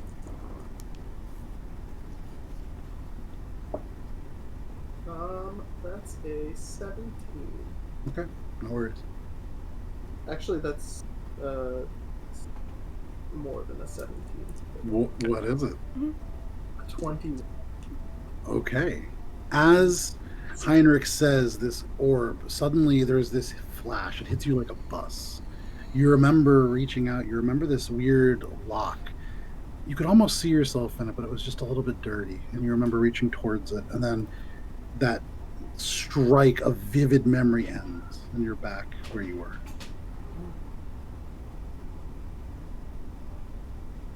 Are you okay? Did something I say... Just remembered. There's something about a lock. Yes, that, I don't know where to begin with this. You've already met, this is Shae, and I gesture to Shae. You've already met Morwen. I am Heinrich. This is Krodok, and this is Helia. And that was Guntir. Is Guntir... You remember a lock, right? Did you touch it with your hand and then die, or fall unconscious, or something? Well, the last thing that I remember was touching the lock, and now I'm here. I'm gonna Right. whisper over to Crowd and be like, "This guy's a wacko." Krodok turns to you and not still, he gets whispering now. I think you guys have been whispering back and forth enough. He leans in, and everybody can see him move, just the nature of the beaked face, but it is a very quiet whisper. You're the one that hears him. He leans down and just says, Morwen, something about this man is very strange. I do not believe that he is crazy, but I do think that we should watch him. Oh, I'm watching. Krodok stands fully up at this and looks at you, Matt. And this giant bird person, you've not seen an Aarakocra before either. The mouth, this beak opens up, this incredibly muscular body, and then this beak. It opens up and a human-ish voice emerges. We are watching you. They... Morwen kind of Let leans me in. help. Let me help. Not mitigate. Let me help to moderate this. The two of them are, well, Morwen is suspicious, and Krodok is new to social subtleties. Let's say it. And my apologies, Krodok. I just don't mean to upset our. He turns, very hawk-like kind of motion, and from that one eye, you could see it narrows for a second, and he says, "Well, Heinrich, where I'm from, we just don't lie to each other." Right. But that can maybe be a little jarring if he has been stuck post-lock for a while. Anyways, What the hell is going on? we were Hey, looking you for something tell us. similar. Stop it. We were looking for where our friend's soul went to. He had the same thing, similar to maybe what happened to you. He touched a lock in a workshop and then just died, and I gestured to Gunter's body. And Die. I see that, and I know that he didn't really die. His soul was just pulled away from his body. I look down at the dead body on the ground, and then I look at my own not dead body. I'm like, They seem very different. am I missing something here? Yeah, where's your other orb friends? What are these bozos? Make an insight check. What are these people trying to get out of me? I'm being Make an insight check. after who knows what. That is insight, new stats, 23. Ooh. You look across at this group, and you can see already, you've heard Heinrich talk about Krodik's kind of weird social issues, and you can see this Tabaxi now just holding her eyes open at you. You look over, and you can see it's really hard to read the expression on that human. This group doesn't seem especially menacing in that they don't necessarily seem like they have everything together. From your perspective, this seems like perhaps a group of friends who've known each other for a while, maybe, or kind of unclear as to what they're doing here, kind of unclear as to what you're doing here. But it definitely doesn't seem like an adventuring group or, like soldiers or something like that. I'm gonna whimper a little bit. Look, if you were here already, you touched the locker. Are you familiar with where you are in general? Kulturam. Are you familiar with Kulturam? Somewhat familiar. Make a wisdom saving throw. Damn it, am I gonna like shock his brain? Slowly. 15 plus 19. 19. You feel almost like a bit of a headache creep up, as if memories are just on the cusp of cresting your brain and coming into realization, and then it withdraws, lost again. No. No? Okay, where were you right before this then? Right before apparently this moment, where were you? Where was this lock? And closing your eyes, visualizing that last thing reaching towards the lock, you try to peer into your memory's peripheral. You see crumbling shelves, a scattering of debris, clumps of rock with bits of metal glistening out of it. You see maybe shelves at one point, now slightly full of various matter. Some sort of. It was a workshop. Suddenly the word storeroom comes to mind. Storeroom. It was the storeroom of the workshop. Okay. Okay. I'm sorry. That's all I know. Please don't hurt me. Do you at least know your name? Anasui? Anasui? Bless you. It is. You said Anasui. No, Heinrich? Yes. Well, it's. I have no intention to. We don't try to do that.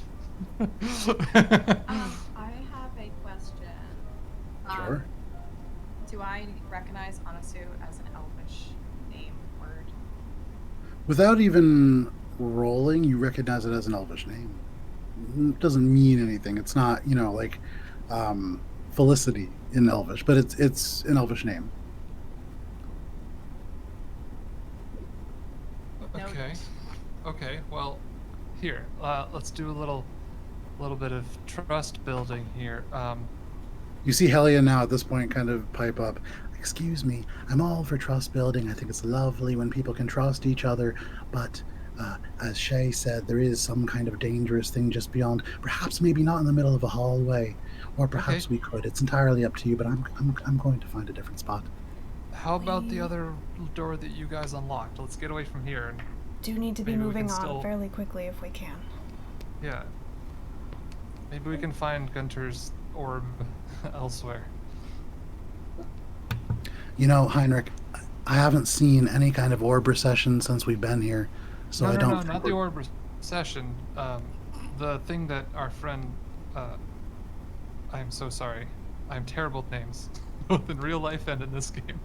Anasui. Anasui. Bless you. Yeah, our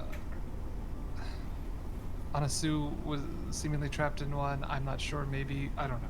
But We gotta find the other orbs. our main mission right now is, at least until we exhaust all possibilities, trying to return Guntir to his body.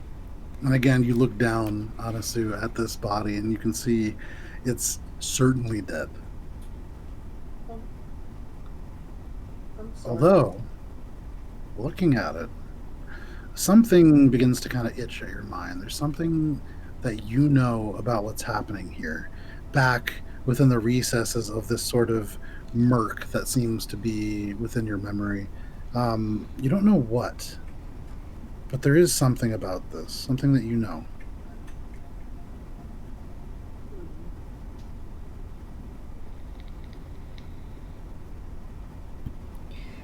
Helia is already kind of walking towards that door.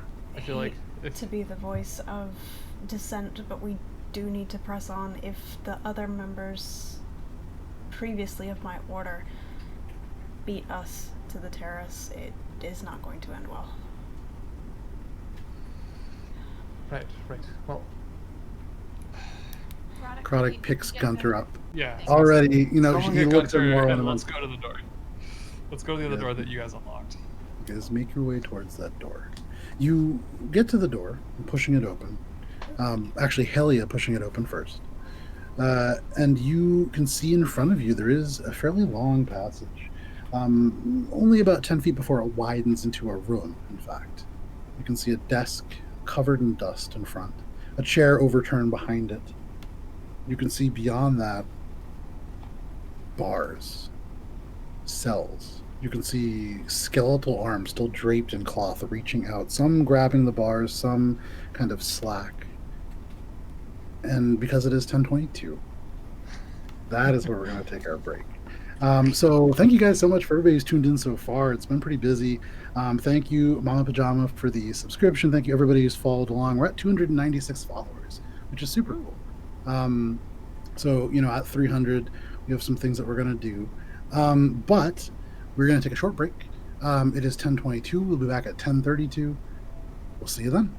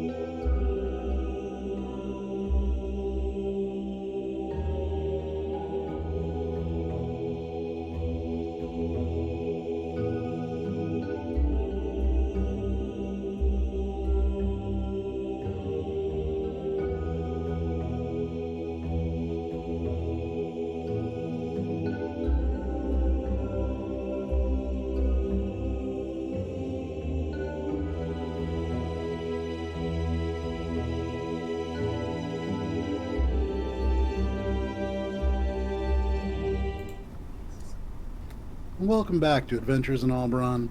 We missed you while we were gone. Thank you very much for hanging out with us through the break. We have all that great art. Beautiful song composed by 100 Take Wonder, who we've reached out to do the Duskwalker theme, which is going to be super cool. For those of you just joining in, we're at like 297 followers. We're super close to 300. Thank you guys. Thank you to Rogue007 for following along as our most recent follower. Also wanted to say thank you, Mama Pajama, for the tier 1 subscription. Mama Pajama is the first player for the next campaign, the first official player for the next campaign. Super cool. And is going to be that campaign is also going to be very fun, and there is the potential, because they are happening in Alberon at roughly the same time, that there may, well, we'll see, but there may be some potential for crossover, which would be really cool. Also, thank you, Das, for the bits. Thank you, Talon, for the bits, as always. Blue Box RPG, thank you for the bits. Thank you for everybody who's followed along in the past week. It's been a lot, and it's been super cool. And so thank you guys for that. We'll jump back into our game now. When we left off, your group had finally gone into this chain-filled room and broken the shackles to release this elf. Very nervous. Seems to be lacking in memory. They said that their name was Anasui, right? Correct? Anasui.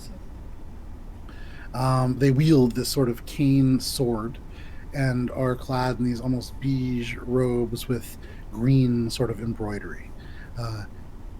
You made your way out from that room and now have begun to progress. You see in front of you what looks like almost jail cells off to the sides of this room. You see the desk in front of you and the chair overturned. Beyond all of that, you can see another door. This door has similar kind of elven work, seems more elaborate. Hard to tell from a distance, but seems to have more going on to it. What do you guys want to do? Honestly, I apologize for the nature of our meeting, and I apologize for thinking that you were a demon. oh, you've never met a tiefling before, huh? You can see at that moment, you can see Helia is just like, oh, kind of looks down. No, it's. I mean, when you grow up living through it, you grow up living through it. It's fine. You meant no offense, right? I hope. Well, in fairness, you are quite intimidating, and I mean, just me. Don't you forget it. Yes, Morwen. She is. I don't know, the something of our group, as we all are. But please, I think it would be best, and this is genuinely out of concern for your newfound well-being. You might want to at least follow us for the time being, just because this whole layer that we are in is quite dangerous. Well, I suppose I'll have to take your word for it. Yes, and come along, and you'll see that we all mean you no ill will, as long as you mean us none. Well, again, I suppose I'll have to take your word for it. Exactly. I suppose you're more than welcome to go off on your own, but I think that you would have fared better in the orb. Take an obvious glance around and be like, well, I'm smart enough to know, looking around, that I can't figure out what the hell's going on here by myself. Make a wisdom saving throw. As you kind of look around, there are elements to these walls. The way the floor kind of lines up, you feel as if you've walked these steps before. That's 13. But you can't remember when. I suppose I'll follow you till we find a way out. Yes, that's the ultimate goal. I mean, there's loftier and larger goals as well, but in due time. Yes, so into this room where everyone else already is. So you guys begin to move into this room, and now you can see it a little bit better. I don't know if Anasui is going. Yeah, I'm gonna Checking out the door. Taking a second, I'm like about to say something, and I'm just kind of like, okay. You begin to walk through. As a group, you move. With Shae, you're staying back, kind of towards the door. Oh, I want to check out the other door. Okay. Forward. You kind of progress, and as you do, all of you entering the space, but Shae moving forward even more. You can see there is probably about 3 or 4 visible corpses. Walking in, there seems to be a large cell on the wall connecting to the door that you walk through. So when you walk in, look right, the same wall that the door is on. It seems to recess back and into stone, and there are kind of broken down stone benches. You see 2 of the corpses. One has arms outstretched through the bars. The other one is kind of holding on. Um, Past that, there are 2 smaller cells with the body in one kind of slumped over. You see there is a partition that seems to separate what looks like almost kind of like very rusted metal lockers off to the side. Um, and then the doorway that Shae is now investigating. And Shae, as you get closer to the door, make an investigation check. Let's say 16. Okay. This seems, you kind of get close. It's elvish in design. You can see kind of slopes and almost dimpled patterns that are very, very, you get really close and you look. They have a weird pattern to them. They're almost irregular but seem to slant to one side, and you realize in common they almost look like interlocking J's. Difficult to really see a point to the pattern. There's no edges or embroidery or start or finish. It just kind of wraps around. But you also get this faint feeling as you get close, the little hairs on the top of your head, on your arms, everywhere. They almost seem to pull slightly towards the door, and you get the sense there is a charge to it. In front, there is a simple lock, just a regular keyhole. I'm gonna kind of motion Heinrich over to me. Heinrich gets close. There's something weird about the door. There's a charge to it. No. There's something. I'm sorry, is this the door out of the room, or is this one of the cells? So directly, if you went straight into the room and kept walking, there's another door in front, and that's the door that Shae walked about 25 feet to. Okay. I will investigate it as well, see if there's any writing, if there's any runes or anything like that. You say there's a charge to it. I'm just checking if it's arcane in nature. Make an Arcana check. Sure. You know, my better skills. Yeah. Oh shit, 20. So 21. Natural 20. Okay, nice. Yeah. Well done. You get close Thank and you. you begin to look at it, and you can smell near this door a scent that brings you back all the way to Captain's Keep and the Temple of Cord. You remember the crackling electricity and the smell of burnt ozone, and you would imagine there are magical nature to the door. You don't see runes or glyphs. Whatever workings are either on the other side of the door or within it itself. But you get the sense that attempting to pick this lock carelessly or simply trying to push it open would result in a pretty nasty shock. Excuse me. Okay, I will relay that. And also, turn around to Anasui and be like, hey, shot in the dark, you don't happen to be any good at magic of any kind, do you? Well, as a matter of fact, I work in Arcana. You study? Oh, that is excellent. You're one of the few people I've ever met. Ever. Yeah. In his life. I still haven't met these people. No, these people. No, I'm joking. I'm joking. I know them. I mean, some All better of a than others, sudden, and most not really well at all. And it's Honestly, a wonder you that we're still feel here.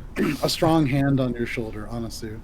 And you turn, you see the red hawk face of Krodok, who says, "It takes some time, but you will understand when they are joking." And he releases it. Yeah. Okay. Right. But you study Arcana. Might you know things about enchantment? Possibly. Our progress forward seems blocked by this door that seems charged in a way that would hurt anyone attempting to open it illicitly, illegally, not appropriately. I'm gonna like make my way past them, like kind of take his hand off my shoulder. He let go of your shoulder. Are you Okay. tall? I'm sorry, I forget. Are you tall or are you short? Pretty tall, yeah, like a solid, like, I mean, tall for an elf, so So Tall really for an elf is like, yeah. Like Tall. 7 feet, 8 feet. like 6'5" maybe. Yeah, Oh, so jeez. that's about Because your average. demeanor is like this, but you're like this. So you see in this slender kind of figure, although the body's slightly bulkier than it should be, it is you generally kind of bent and a little bit pulled away from you. He doesn't walk with the confidence of somebody of his size, for sure. And I'm gonna go up and take a look at this magical whatchamajig. Yeah, walk up and make an Arcana check, and you can make it at advantage. Okay. That's 28. 28. You get close to this door, and instantly, something about it, your hands itch. You feel as if you've worked on something like this before, and you know, somehow, intuitively within that lock, there are almost layers, as if paper-thin metal forms individual ridges in the lock itself. And some of them are electrified, some are not. Somebody with very skilled fingers could probably pick it still. Touching it, though, you know would lead into, and you don't know how, but there are a series of quartz crystals lined up in the door, themselves wrapped in this copper wiring, and you know that the copper leads up to these glass tubes with runes on them. And you can see the runes in your mind. You can't name them, but you know that they will charge electricity down and into the door itself. Okay. I'm going to try and pick it myself, Okay. and I'm going to prep absorb energy or absorb elements as a reaction. Sure. Okay. So go ahead and make a lock picking check.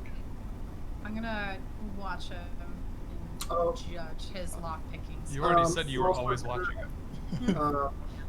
Sort of like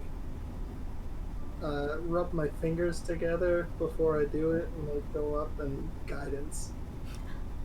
Oh shit, you have guidance too? Oh yeah, baby. I have guidance. Matt will never leave guidance behind.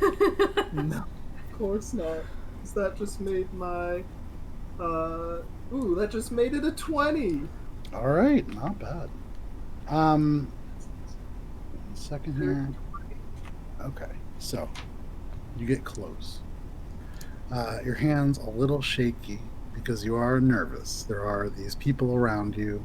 It's kind of still unclear as to what the sort of half demon figure is. Seems pretty nice. This angry-looking human. This whole group makes you a little nervous, but you've done this before. Your hands move with a dexterity. The body around. Yeah, they've been lugging a dead dwarf around. And your hands move in this practiced way. You don't know what you're doing, but your fingers do. Wait, But really, not knowing what you're doing matters a little bit. You go in and, you get past the first level. You turn. You feel a little bit of resistance. And then you kind of hear somebody shift. And reflexively, you kind of turn to look. And your fingers tap into the lock. Go ahead and make a dexterity saving throw. Okay. And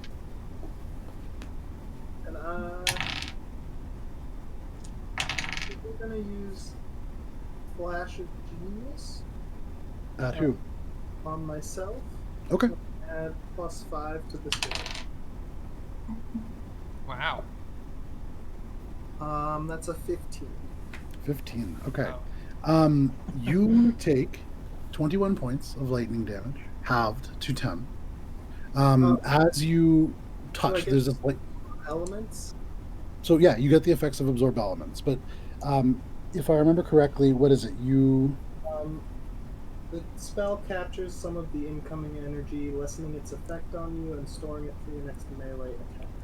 Okay. So as you are doing this, and as the electricity begins to run up your hand, that spell that in your mind you had, without even realizing it, begun to kind of weave together.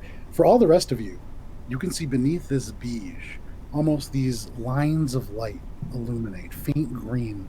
Morwen, you can tell, although you can't read it, it's smudged and blurred through these fairly thick robes. This seems like Elvish script. And it seems to run over many segments of this armor. And suddenly, as the electricity arcs into his body, you can see in the hand this orb appear, almost glass. And you can see elements of the electricity go into it, almost like, you know, those balls that you can touch and the electricity goes out to your fingers. Plasma. Almost like that, before suddenly it just vanishes into the hand.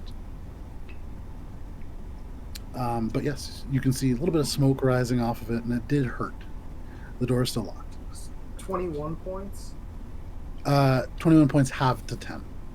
Half to, and then I absorb 2d6 because I'm Nice.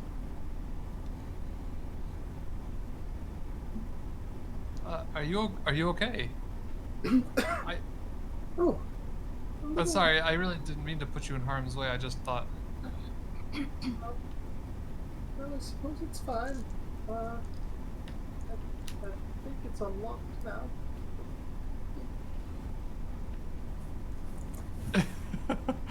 You think it's unlocked? Is it unlocked? I don't. Go ahead and check. No, thank you. Mage hand to try to open the door. The mage hand goes out, and even as it draws close, there's a slight arc to the finger. You can imagine it's very much still locked. I'm not so sure about that. Friend. There's like a desk here, right? Didn't you say there was a desk? Yeah, there's a desk with a chair kind of overturned. All right, I'm gonna does it have drawers? It has a single drawer, yeah. All right, I'm gonna rummage through the drawer to see if there's a key. Make an investigation check. And seeing Morwen do that, be like, yes, the obvious Jesus answer. Christ. I'll Three? scour all of the bodies of the non-jail inhabitants as well.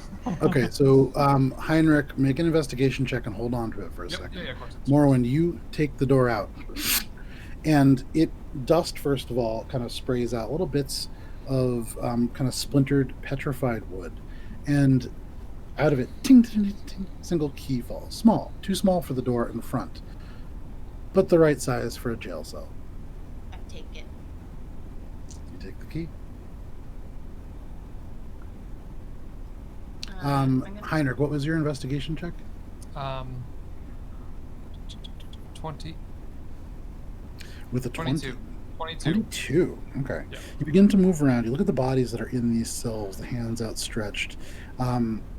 There are scraps of clothes, but as you pull on them, they kind of not tear, but almost like when you pull a tuft of cotton away, just kind of separate. It's dried and kind of brittle. You look, and there's not really bags or anything that... These look probably like any meaningful things were removed from them. You think about how prisons typically work, and remembering again, Colterom has one big prison. This is probably more of like a brig situation or a local holding cell before they are moved, perhaps. You, even with the 22, you would find a pair of black gloves that are still relatively intact, although just a little bit stiff. And on the skeletal finger beneath, there is a wedding band. Well, I'll keep the finger. And You snap the finger off and slide the wedding band off the broken No. part. Okay. Keep it I was together. gonna say, can Keep I intact. passively investigate Heinrich while he's like not? I'm looking for a key. I'm sorry. Yeah, no, but I'm what is this tiefling? I mean, he's not hiding it, so you see him kind of rummage through and then snap off a finger. I'm just very. Oh, that's. Oh, I whimper a little. But I'm just very curious about this guy. What's up? What's his deal? My deal is my deal. Good You'll question. find out. So this was a pointed investigation of anybody's outside of cells, and that's it. There right? are no There's bodies outside of the cells. Yeah. Okay. Cool. Yeah. All right. Aside from the desk, there's nothing else in this room, right? There are these two kind of heavily rusted lockers that are in what look like an alcove. You can see a bench. Almost looks like a very simple. You might go to work and hang your jacket up in one of these lockers. There's no door. But aside from that and a fallen chair, not a whole lot. Nothing in those lockers. You can go up to them and Okay. look. Can I also investigate? Sure, yeah. The two of you make investigation checks, or one of you can make it at advantage. Oh shit! 20. Aw, fuck you. 13. Morwen, you look, I'm and blind as you today. kind of shift through, there's ting, ting, ting, ting, a coin falls out, and you rush and snatch up a copper piece. Heinrich, you looking through now this kind of cleared shelf, you find what looks like almost it's metal. It's like copper wrapped up into a stem of a flower of some kind. There are silver leaves that the stems kind of go into the copper wiring, and they mesh together, and it rises up to form what looks like a crystalline flower, although it does have these kind of glowing chalk runes on them, and your mind is immediately drawn to the arclight. Arclight. Yeah. This cool. seems like it might be a catalyst to one of them. One of them. Okay. And that's it for in here. As far as you can tell, Okay. yeah. I'm gonna turn to Morwen. I wonder if any one of the bodies out in the hallway was On a it. guard. I run outside. Okay, keep anything you find. And I'm Gonna. just gonna like waver away. Well, and make another investigation check as you begin to go body to body, disturbing these long dead individuals. 15. Can I just Okay. try to get a sense of everything that's happening around me? Okay, what are you looking to discern from everything Good happening luck. around you? You want to know the weather?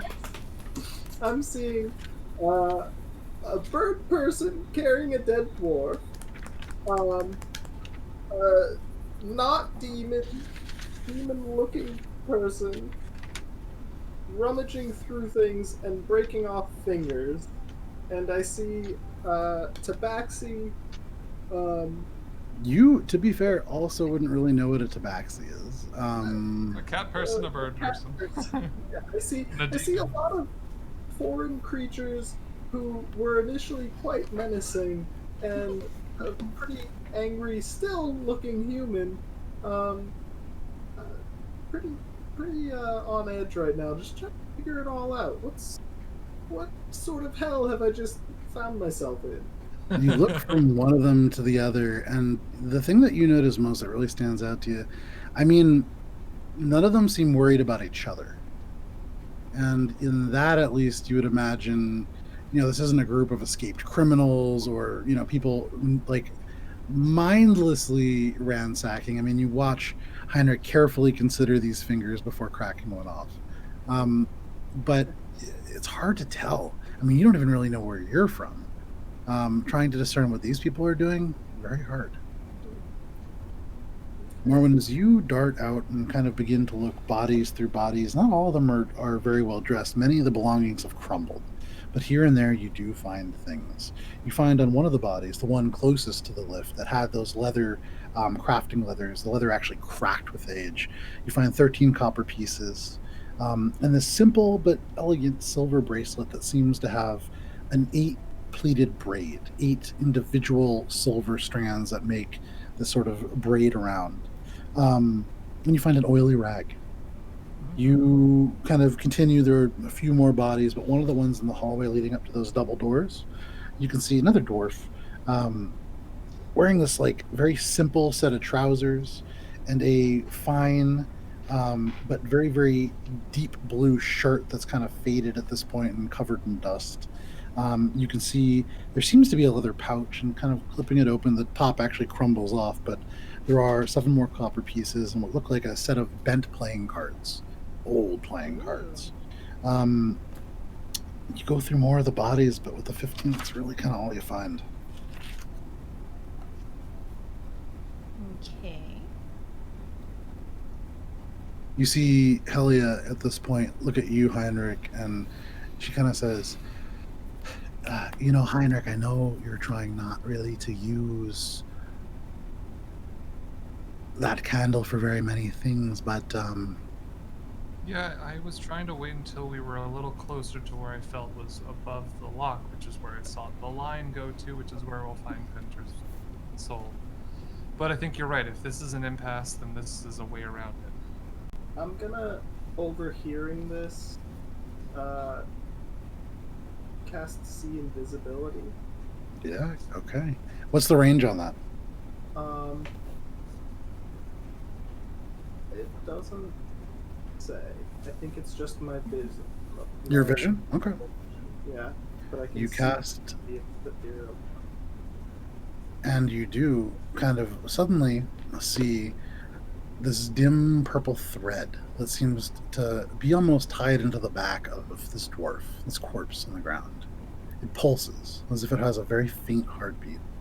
And you see it runs along the ground and under the door that everybody has been trying to get through, that actually electrified you. And it's still...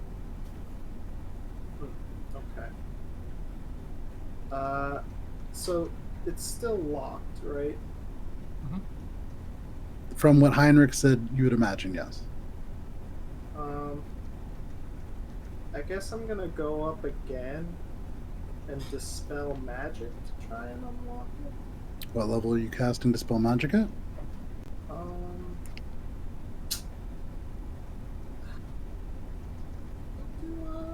Level 2. Sure. You watch as this timid individual. Can you actually describe what this looks like?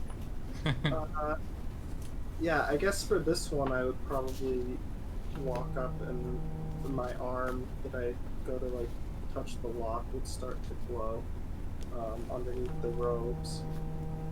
You see like the green lines going up to like a rune shape. Well, you can't really see. Well, yeah, you can probably see on the hand, the back of the hand, like a rune that starts glowing. And then touch And so the you door. go to touch the door and you see a single spark leak from the door to your hand. But as you do and your hand makes contact, you tense up ready to receive that jolt of electricity, and nothing happens.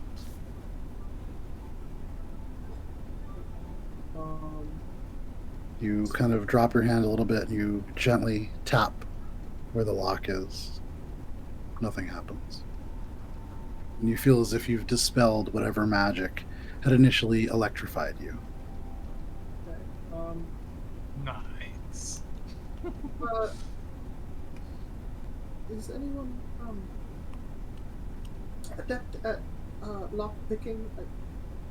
Yeah. Oh, yeah. The Lightning bolts. Morwen is good at it. Are you certain this time that it's Quite certain. direct show of faith? I will walk up, stand right next to him, next to the door, and say, "Are you sure?" Well, I didn't get shocked this time, if that's what you're asking. Okay, and I'm just gonna like put my hand on the door or handle and like just try to open it. Sure. Put your hand on the handle, and as you touch it, there is a distinct lack of electricity running through your arm. I am You try at the unshocked, knob. but shocked. You try, and it is still locked, but it does not kill you. I didn't unlock it. It's, No, that's fine. I was just, thank you for that step towards. Anyways, Morwen. Lauren, from out in the hallway, you hear Heinrich's voice echo down.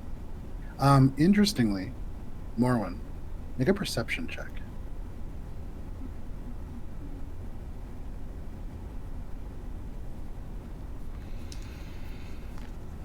15. You listen, and from the room beyond, where all those chains were, you can hear suddenly, slightly at first, this kind of rattle of chains. And then you hear, and then again, chains rattling closer. Sorry, to where I am? It's coming closer? To the door. To the room. You remember the door that you came from with all those chains in it. Now, in front of you, from where this body is, the most recent one that you're kind of still picking through, you look up, and you can see there is no pale green light coming through the door anymore. But you can see just in the very faint shadows from some other light source, these silhouettes of chains moving. And now you can hear much more distinctly, and you hear chains being dragged along the ground towards you. Alright. I'm going to... Can I quickly but stealthily book it over to where Heinrich is? Can you quickly but stealthily? Typically, you either do it quickly or you do it stealthily. Which would you like to do? Wait, what did you say? I'm just where everyone else is. Yeah, and I'm alone. So I'm trying to get to everybody. Yeah. Well, okay, fine, not you. I'm trying to get to where Shae is. I'm just saying, you could just Damn. quickly get back to the room. Nothing can see you. Well, So, yeah, but now I'm Morwen. spooked. Morwen, you kind of scamper down the hallway, and as you disappear around the corner and into the hallway, you now hear the chains again louder, and you hear the doors into the wall. You hear chains rattling all behind you. Imagine the doorway in the hall is open, and you can just hear the sort of rumbling, and again this and the chains along the stone. What are you doing? It's getting closer. Huh? Sorry. What are you that doing? was- It's getting closer. And how close am I to the group? You are now right up to the door. The group is maybe 20 feet beyond. I guess I'm gonna keep going to the group. All right, so you reach the group. For all of you now, you can hear in the door beyond. You turn to see Morwen, but beyond that, you see a faint glow in the hallway, and you can hear these loud footsteps and metal being dragged against stone. Can we shut the door? Morwen, are you shutting the door behind you as you? That isn't one of your friends, is it? No. You watch no. Morwen suddenly The stops thing and we were gently trying to avoid. shuts the door. And on the other side, you can hear now. And right outside, you sense this sort of large entity has come to a stop. You actually see just beneath the door this sort of single line of a chain link kind of go by. You feel warmth, and that steadily grows from the other side. Whatever is beyond is emitting tremendous heat. Morwen, pick the lock. Let's get through this door now. But what if Are you he- saying that out loud? Nope. But what if he knows where Guntir is? What? I'm gonna I like. think the dwarf is Guntir, yes? That way. Yeah. Yes. Morwen, pick the lock now. Morwen, pick the lock now. Morwen, pick the lock now. Morwen, pick the lock now. Alright, I'm gonna go. Go ahead and make your lockpicking check. You can see Helia now pushed up against the door on the opposite side that you're hearing the sounds from. You can see quietly this dagger appears in her hand, and she's like ready on the other side of this door. I'm just gonna gesture to be like. Yeah, we go push Morwen up to the door and guidance. Okay. Don't Morwen, touch me! make your Receive it. lockpicking check with guidance. It's, Oh, the door. wait, where's my... Okay. Ooh. Nice. Alright, so that's a 26.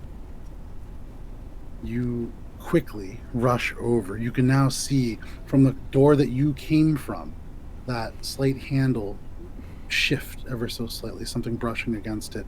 Your tools go in, and this concentration that you haven't known for a very long time. You can think back to days aboard ships, having to pick locks while fights raged around you, and this concentration finds you. Your hands move deftly, and the lock unhinges in front of you.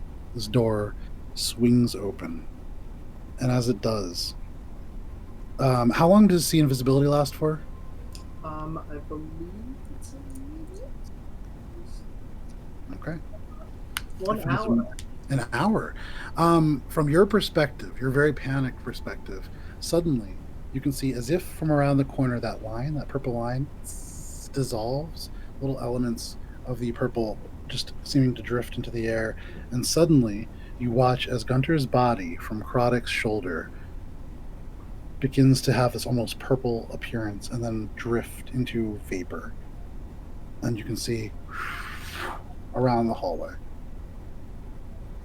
What the fuck just happened?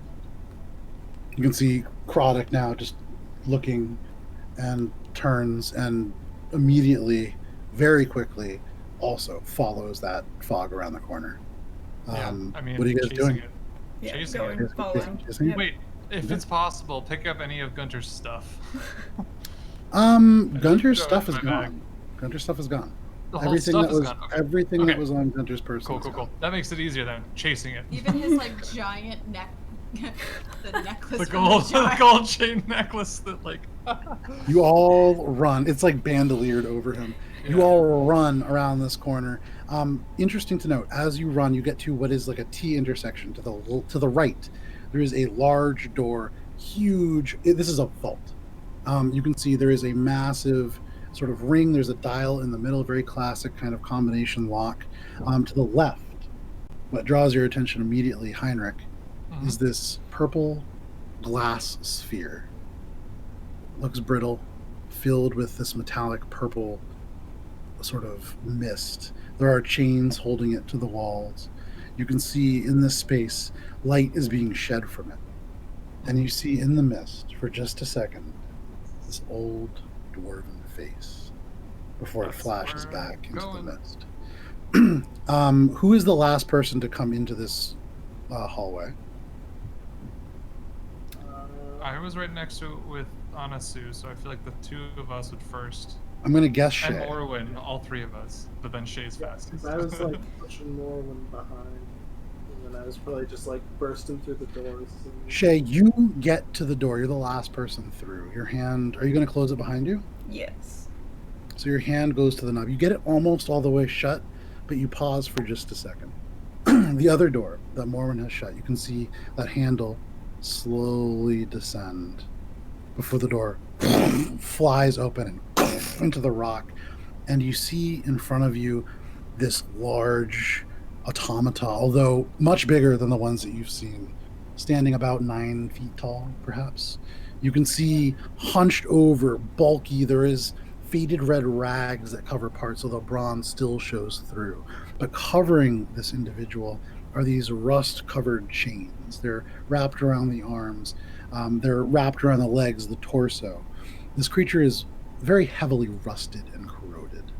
You can see as its eyeless, featureless face, just a metal mask with spikes sticking out of it. It seems to almost examine the room. And for those of you in our Discord, our general, there is a picture of what you see. That's terrifying. Silent Hill, goddamn. It looks in regards, and you can feel the heat, even from 30 feet away, kind of drifting off of it. You see in this brief moment these kind of lines shifting and covering the heat coming off of a hot road, except intense. It almost distorts your vision. You can see the rust has begun to creep up and onto the leather gloves, and this creature just sweeps the head quietly. It makes no noise except for the rattling of the chains as it breathes. Are you making a stealth check, Shae? Yes. Go ahead and make a stealth check. And celebrate its low perception. That is a 17. The head quietly turns. All you hear is just chink, chink, chink, chains kind of moving. Turns again. Chink, chink, chink, chink, chink. And it turns and the chains dragging behind it. And when the last link out through the door slowly shuts. You feel the vibration and the heat seems to dissipate slightly, and you shut the door behind you. This group is now left in this T intersection. You can see this orb perhaps containing Gunter's soul to the left. To the right, this massive vault door, larger than most that any of you have seen. Morwen, this door reminds you an awful lot of a door that you've seen in the past. Make a history check at advantage.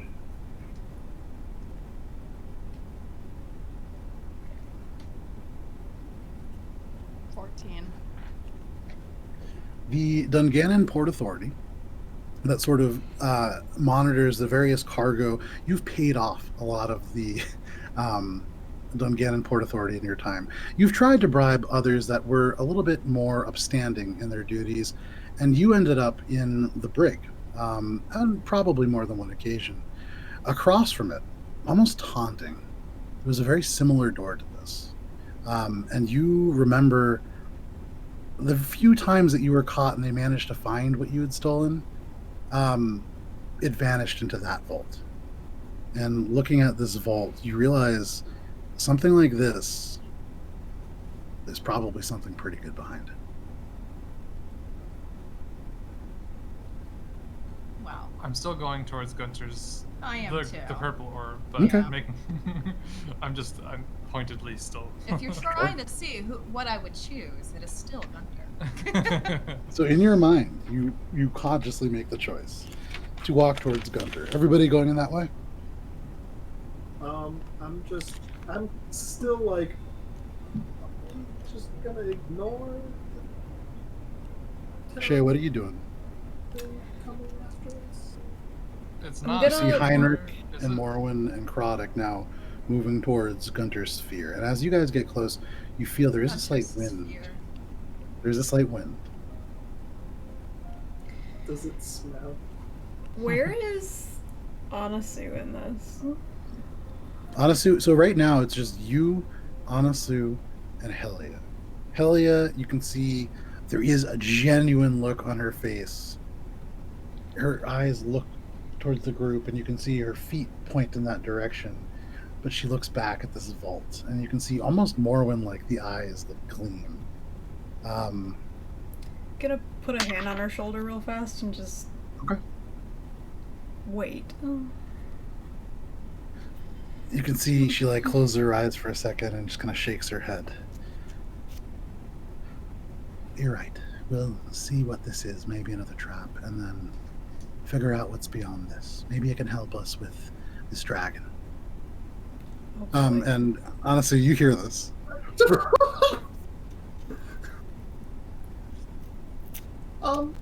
So I appreciate it. Listen, elf, and you can see this dwarf, kind of frizzy braid, very serious look. And as she like holds up her hands, you can see like scars all down her arms.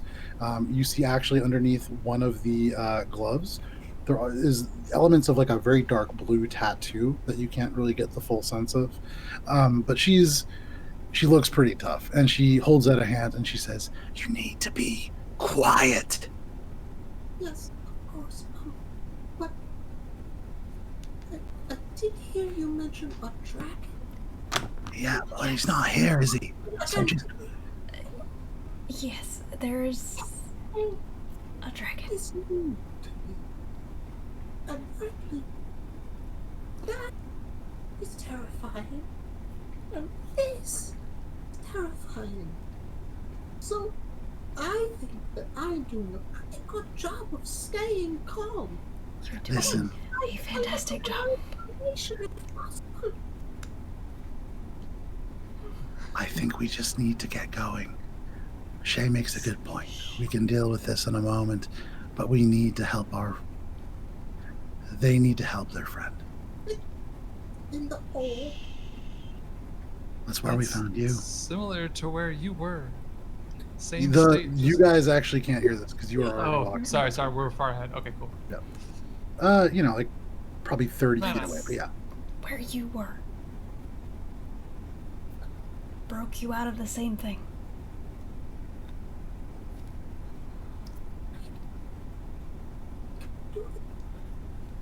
I can't hear you.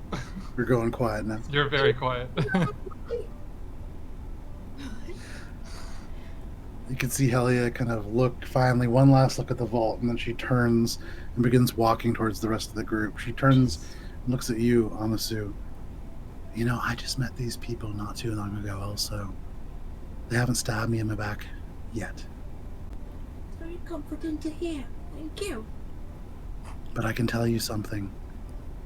If you cause a disturbance, if you bring that creature back here, I'll put a knife in your back. Whatever you're going to do it quietly. And she turns and follows. For my part, I will do my best to get you out of this unscathed. But for now, quiet. And Shae, are you going with the group? No. Okay. I'm gonna give Hallie a moment, and then I'm gonna like cautiously make my way over. So, you guys as a group, minus Shae, make your way over and into this chamber. The wind here a little stronger, and you can see these chains, maybe about 2 feet apart each. There are 4 of them that anchor this orb in this chamber. You can see the orb itself is about 2 inches off the floor, barely off. This is very brittle looking. You can see around where the chains connect to the orb, there are already faint cracks. And you get the sense that breaking this glass, the glass itself, would release this vapor in a very negative way. You also can see there seems to be... make a perception check, all of you. Except for me, I assume. You can make one too. The DC is going to be higher for you because you're further away. Ooh. Mine's a dirty 20. Okay. I got a 14. 14. It's 25. Okay. 27. 27. So Shae and Heinrich, the two of you, or sorry, Shae and Morwen, the two of you look down and you can see on the ground there is this sort of orangish powder, like rust. Well, these chains don't seem rusted. It's very odd. And then you look over at Anasui, who's just kind of looking up, very confused. Anasui, your eyes saw the dust, but you immediately went up, and you see draped from the ceiling are dozens of these segmented, rusty-looking proboscis. They're not attached to creatures. Each one is kind of linked by a thin chain to the roof. But they all dangle and sway with this wind that's going. They don't touch each other. Does that like give me anything like flashing back? Do I recognize this as something that I have encountered before, or like a mechanism? Does it look organic, or? Looking at it, make either a nature check or an arcana check. I will do it. There you go. That is a 23. Okay. You look up at these things, and it's hard to tell. I mean, you don't know if they're organic or not, but what you can tell is the segment that's attaching the proboscis to the chains seems to be almost like a cord of leather. There is no metal directly attaching it. And that to you, look down at this rust, and there are areas where they're piled a little bit larger, and off in the corner you can actually see faint bits of maybe like a metal cuff, like a metal armband, partially rusted away. And you look up again, and in your mind a single word emerges: rust monster.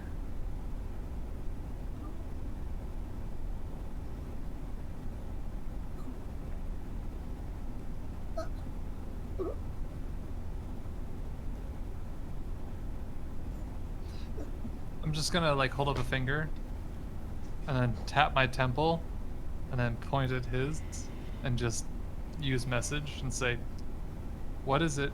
Think it back to me. What is it? Think it back to me.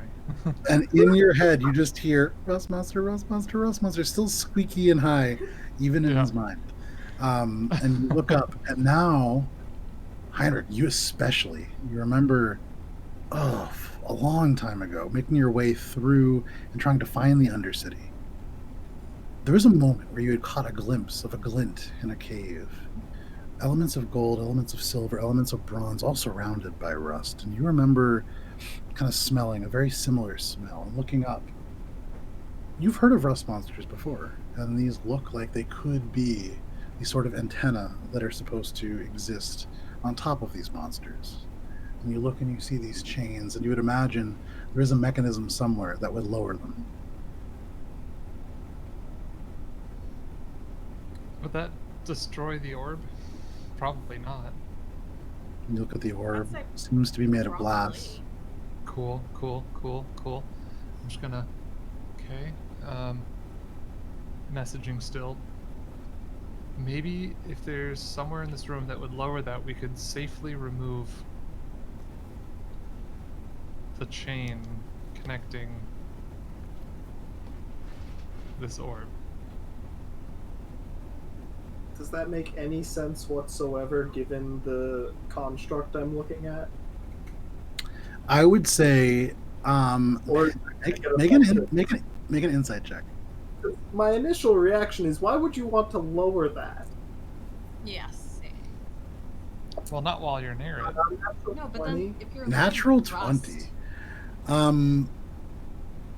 Suddenly you watch as Anasui, their eyes shut. First, you can see the pupils dilate and the eyes shut. They squint hard. You can see the tall form, 6'5", bend down, almost as if bracing for an onslaught. And for you, Anasui, a few memories suddenly flood you. You've walked here before. You last remembered these empty metal brackets holding torches. You remember the roof always having this faint blackish soot that had to be cleaned. You don't remember cleaning it. That wasn't your job. You remember telling people to. Did you work here? But beyond, you remember these sort of faint proboscis dangling. You remember they can be lowered. You can't remember how. You get the distinct feeling you didn't want to be in there when it happened. But looking at those chains, you'd imagine they would do quite the number on the chains. But not the orb. Probably not the orb. It's not metal.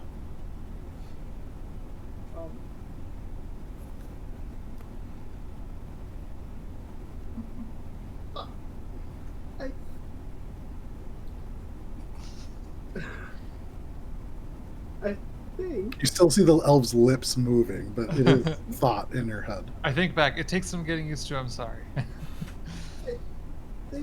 there's a way to lower it, but we can't be in the room, or else it will kill us.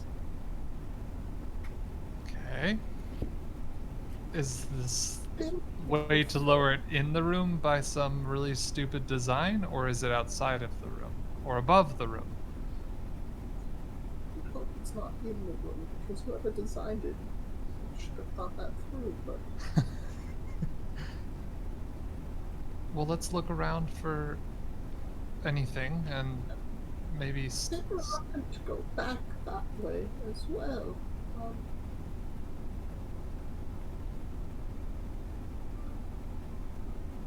I suppose it's up to you, then. Well, I would very much like to free my friend's soul if possible. And I know this is a very strange thing to wake up to. But I would be in your debt if you were to help me with this. I can try my best.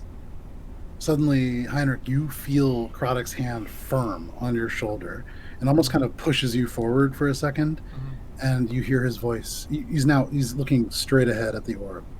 Heinrich.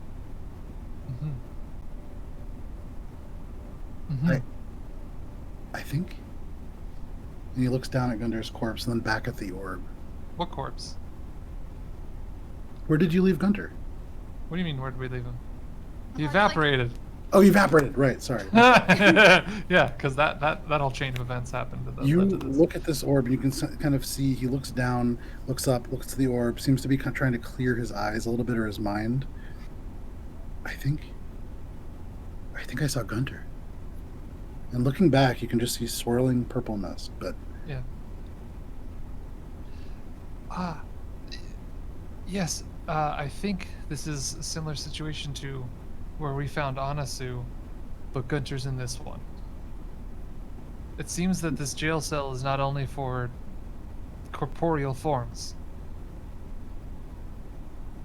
well, then how do we get Guntir out? If he is truly still alive, I wish to free him. I owe him a Yes. great debt. Yes, we all do. We all do. To shortcut it, I'll just be like, Proboskai, touch the rust, or touch the metal, break it, free him. But we need to find the lever first. Lever. Lever, button, operational machinery. I try to, like, thinking back to how all of it worked. Is there, like, do I remember any sort of, like, on button, or is it only triggered by something like... With that natural 20, tell you what, you close your eyes, you really try to think back, and for another second, reality floods you. There's a moment where your consciousness seems to almost expand, and much like you saw that purple line leading from Gunter's body into this orb, you can now see almost traces of these magical ley lines and things that have been engraved, and they spread, first like roots, and then like rivers, and then you can feel them expand into the stones in directions that seem to go almost nowhere and yet everywhere at once. This is a massive structure and a massive interconnected machine almost. But you also can distinctly remember suddenly these memories hit of turning this dial. Although not of this safe, not the one directly behind you, not this massive one. There's another safe somewhere, and you can almost picture it. And then you imagine the safe opening. There are other doors behind that door. You see strings and you see numbers, and they kind of blur past as these doors open, and beyond it opens into a very, very small kind of vault. And you see the arc light, although slightly different. This one, the symbol's a little bit different, the orientation off, and they glow, not this faint kind of purple, but almost this sort of red. And just beyond it, you can see hanging on a hook, there's a large leather bag, but also the singular, very unique looking sort of, I would say, even with a natural 20, you don't have quite the idea of what it is, but it's this glimmering, almost stone. And you see similar sort of machination etched into it, not chalk. This is more ornate. But then you kind of come back to the current reality. And those memories, unclear if they're memories or dreams. If I may be so bold, I believe the means of activating it is through something called an arc light. Perhaps you've heard of such a thing? No. No, never. What's that? Well, Distant, without maybe. getting into technicalities, it allows you to traverse long distances over a short amount of time, like teleportation. Oh, I remember seeing one of those. So, Don't we? You did. Near the entrance, you remember Yeah. Gunter had worked hard to uncover the arc light there. I believe the mechanism by which this is activated is through one of those arc lights. So it's very far from here. Well, very far in the general sense, although, again, the arc light distance. You know, You must speak up. I can't. one point and this point and bring them together. Right. I have innately the abilities. Maybe quite far, but it's actually very close in the relative sense. If you Where is the one that activates this, if you remember it? So fast interconnected web. I'm not quite sure. Where's the closest access point? Is it not something that there would be within this room or nearby the room? Would they really activate it so remotely, or? All right. I mean, I'm sure that Have we even looked around this whole room? No? Yeah. So like, let's look around this whole room. Make a perception check. Can anyone else help me look around this whole room? I I like will help where you your look around this room. I like where your mind went, and I'm very Anybody who would excited. like to may make a perception check. I'm very excited about the prospects of these Ooh. short distance jumps that we could do that you are talking about, but our goal is immediately in front of us, and I would not want to leave it unless it was necessary. I have a 24. I got a 21. I got Okay. 11. That's why I asked for you, help. you look 'cause around, I know I'm not good at and something, I ask you for got help. it.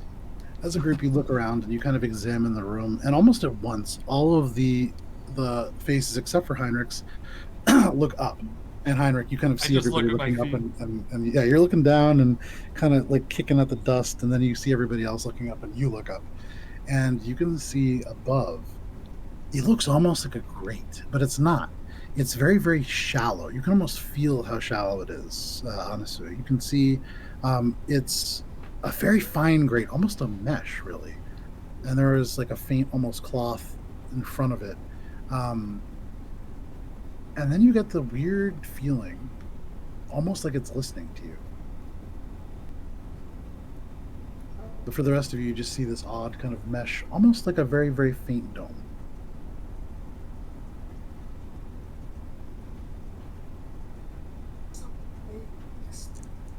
I point to it. Dome. You can see now, Helia kind of looks up at it and squints, and everybody now can kind of see it. But yes, there is this kind of dome. Dome. Okay. Morwen's just holding her hands in front of her eyes.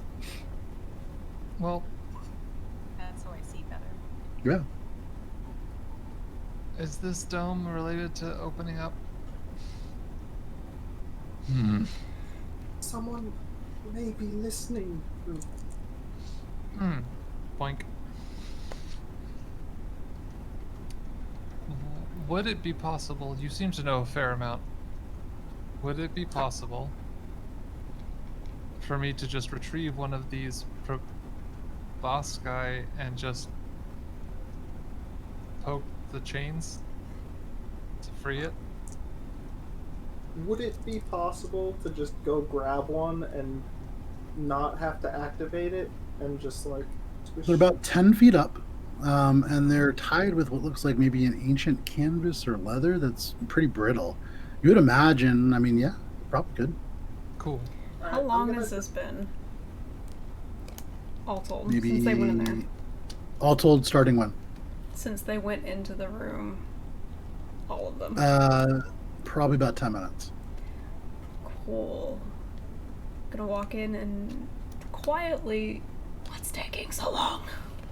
I'm gonna look at her. Dome. And you follow Morwen's kind of strange pantomime, and up there you can see there's like a mesh, very slight dome. And actually, Shae, go ahead and make a history check at advantage. That's a natural 20. Natural 20. You remember that Gamble gave Morwen a gift, something called a squawk box. And you remember on that squawk box, in the front of it, there is this thing that you speak into. It is almost this kind of mesh dome, although Gamble's a little bit nicer and it dents in a little bit, and you can see that there's concentric rings of metal that support the mesh. You don't think somebody is listening to you. And you begin to remember, throughout your travels, you've seen a variety of magic users, and there are many who use verbal components to their spells. Mm-hmm. And you're beginning to wonder, not every lock only has one key. Is this one of those? I'm gonna like catch Heinrich's eye and relay all of that mentally. Open the channel. Wow. Well, what do you mean? What is? Does it just take a word to open it, or what? That is beyond my realm of expertise. Okay. I'm going to try my thought first. And I think everyone may be better out of the room as I'm doing this. What are you doing? And I turn to everyone and then just go, Helia's already kind of taking a couple steps back. well, I hadn't said anything yet. It was all message. Oh, okay, fair enough. Fair enough. I keep would turn forgetting and say, because you're doing the I messaging know. What are thing. you- I'll do this every time. Okay, this now means whoever I'm talking Messaging. to should also do this just to know. What are you Yes, doing? anyways, what I was saying. Everyone, just to be safe, maybe back out of the room. We're so close to gun. Just the hallway, so you're not below this. I'm already out. Yeah. Okay. So most of the people kind of make their way out. Shae, are you going out into the little hallway as well? No. Okay. You remain in the room. Shae, fine. You're not wearing any metal. That's fine. And I'll also back out of the room. Okay. You back out of the room. So the distance between me and the orb is now what? If you're as close to the room as you could be without being in it, about 10 feet. Perfect. Mage hand. Well, hold on, I'm gonna back out of the room too. Damn, didn't even wait. You can see finally Morwen, who has been going like this, drops her hands and walks into the hallway. But you have this mage hand. As the glyphs coalesce around your hand, suddenly this ghostly, almost secondary image out and separates, and this mage hand drifts. As gently as I can, just trying to like hold on to one of these rust monster things for boss guy, and then just like slowly lower it until Make a sleight of hand check at a disadvantage, I believe, because I think that's how mage hand works. Unless you have disadvantage. I think unless you're a trickster, an arcane trickster rogue. Yeah, if you use mage hand to pick a lock, it's at disadvantage. This is picking a lock. Mhm. Okay. I mean, it's a picking lock kind of sleight of hand thing. So yeah, it's delicate work. Sorry, hold on. Okay. Okay. Let me just read it real quick. Sure. Yeah, you can use the action to manipulate. Oh no, open unlock door. Okay. I mean, it doesn't specifically say anything, but that's how you want to roll. I'm cool with that. It's mostly just because you're using this like magical extension. It's not quite as dexterous. Sure. And then also because arcane trickster specifically keys it like that, in my mind. Go ahead. Sure. Yeah. Okay. So natural 20 and then a 16 plus 7, so 23. All right. You see this hand kind of drift around. It's almost as if the hand itself is like examining the sort of chain and the leather. And you can see two of the fingers just slip into the knot and kind of slide out. And this leather just snaps. And the hand around the edge of the chain that still, or the edge of the cloth that still holds the proboscis, and Yep. gently brings it back until it's about 5 feet in front of you. Cool. Just gonna go dab it on the chain real quick. So It's you holding good- just a motion this hand No. down. You Go motion get this it. hand down. Yeah. Bring it down there. You motion the hand down, and No, it the kind of original slides word over. dab. Yeah, God, yep. Come on. And gently the proboscis touches the chain, and as soon as it does, you watch as the rust color from this proboscis seems to spread across the chain, like when you place the first drop of watercolors onto paper, just kind of veining out before the chain snaps. And as it does, you can see the purple energy shimmer within. Deep in a dark place where thunder rolls, Guntir feels something. There are 3 chains left. It's not gas. Just gonna slowly move over to the next one and just The rust runs like sand through an hourglass before the chain too snaps open, and in Gunter's mind, for a brief moment, there's this dark purple light, and then nothing.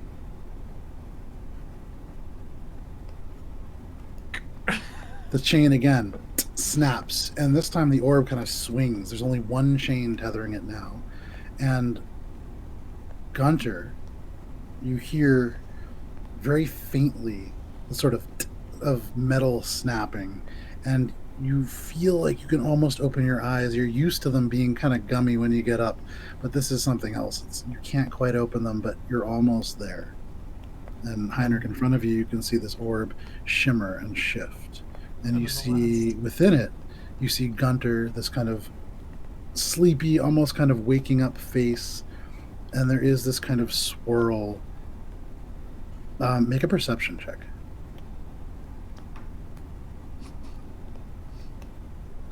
Yes. 3. Since I'm in the It's a room, can I swirl. also make The one? rust monster's tendril Oh. drops and touches the chain. And the final chain snaps. And suddenly you watch as glass arcs out of this orb. The cracks seem to spider web out and cover it. It shatters. Each piece of glass suddenly just sublimating. This heavy purple metallic smoke takes it. The wind picks up and kind of makes a whirlwind of the smoke. And as it dies down, powdered rust in all of your noses. You smell the kind of awful, it's like copper dirt that is suffusing your senses. And then another more familiar sort of smell. And as this dark smoke settles, standing maybe 10 feet in front of you, Heinrich, maybe 20 feet in front of Anasui and the rest of the group that is behind, blinking his eyes open and looking very, very dazed, So sorry, Matt. is to you all Guntir, but based on the effects of this spell, Talgram, you actually come to in this room. You don't know how you got here. You remember you were on a ship. You remember you were running. You remember the wolf behind you. You remember fire. How did you get here? And suddenly there is this kind of this rush of other memories. You remember meeting this group aboard a ship in a terrible storm. You remember terrifying a small child and an old man in a cart ride to Port Quinn. You remember fighting undead that were attached to metal and machinery and cogs. You remember this human, an angry human. You're a little afraid of her in your mind falling. And you remember saving her.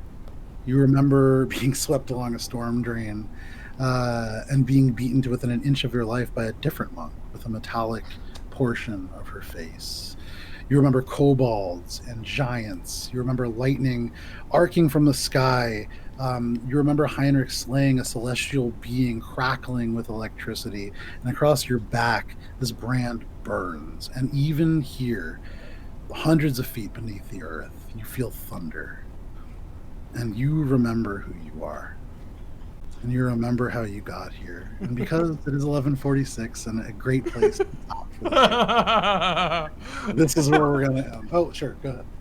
Don't you worry, Shae. I'll get this lock lickety split and we'll be on our way. And you can see Anasui at this point kind of draw up and with his full sort of still very shaky and confused. Do we know him? And then that is where we're going to end. Yeah. So thank you guys so much for joining us for this episode of this session of Adventures in Alberon. There were twists, there were turns, and you guys got Guntir out. I mean, you guys have you're gathering this motley crew together. You have Helia, you have Anasui, you have Krodok. We have double the mat. Yeah. Yeah, You're going to have to take one of them. next week I will take over Anasui for now. I'll fight them both, and whoever wins. Oh, yeah. You can just roleplay all next scenario in a duel against yourself to see who gets to be the Finger Gang's fourth member. There's gonna be like the one day that Tina and Miles and Allie, you guys are all gonna be sick, and you're gonna be like, oh, we have to cancel, and it's just gonna be me and Matt. And it's gonna be Matt versus Matt. The easiest one shot to write ever. Holy shit. But for Perfect. all of you out there watching on Twitch or later, perhaps tomorrow at 6:30 p.m. when it goes live on YouTube, thank you so much for tuning in, for helping, for following along. We're so close to 300 followers, which is super cool. I want to thank Talon and Das and Natural 30s and all the people who we see week in and week out. As Sumiwa, there's actually a lot of people, Mama Pajama, who stop by today. Thank you so much. Every week there's just kind of like new exciting campaign stuff, but also like new exciting adventures and Alberon stuff in the wider community, which is super cool. So thank you all of you for tuning in. I don't know, are we good for next week? Are we all going next week? So we'll see you next Friday with session 47. Jesus. Session 47. I don't have a title for it yet. You guys went in a very different direction. I thought you guys would follow the mermaid, but no, Guntir's more important than any stupid fish lady. Honestly, that makes me really happy, and I think there was a lot of people realizing how important Guntir kind of is, because he does provide a lot for the group. Morwen did always. He brought me back. I wouldn't leave him. That's just all I have to say. Technically, he's saved everybody's life except for Morwen, actually, ironically, at this point, in like a very direct way. So, you know, but for all of you who are out there, please stay safe. It is still very crazy out there, and we'll see you next week at 8:30 p.m. Wow. Bye.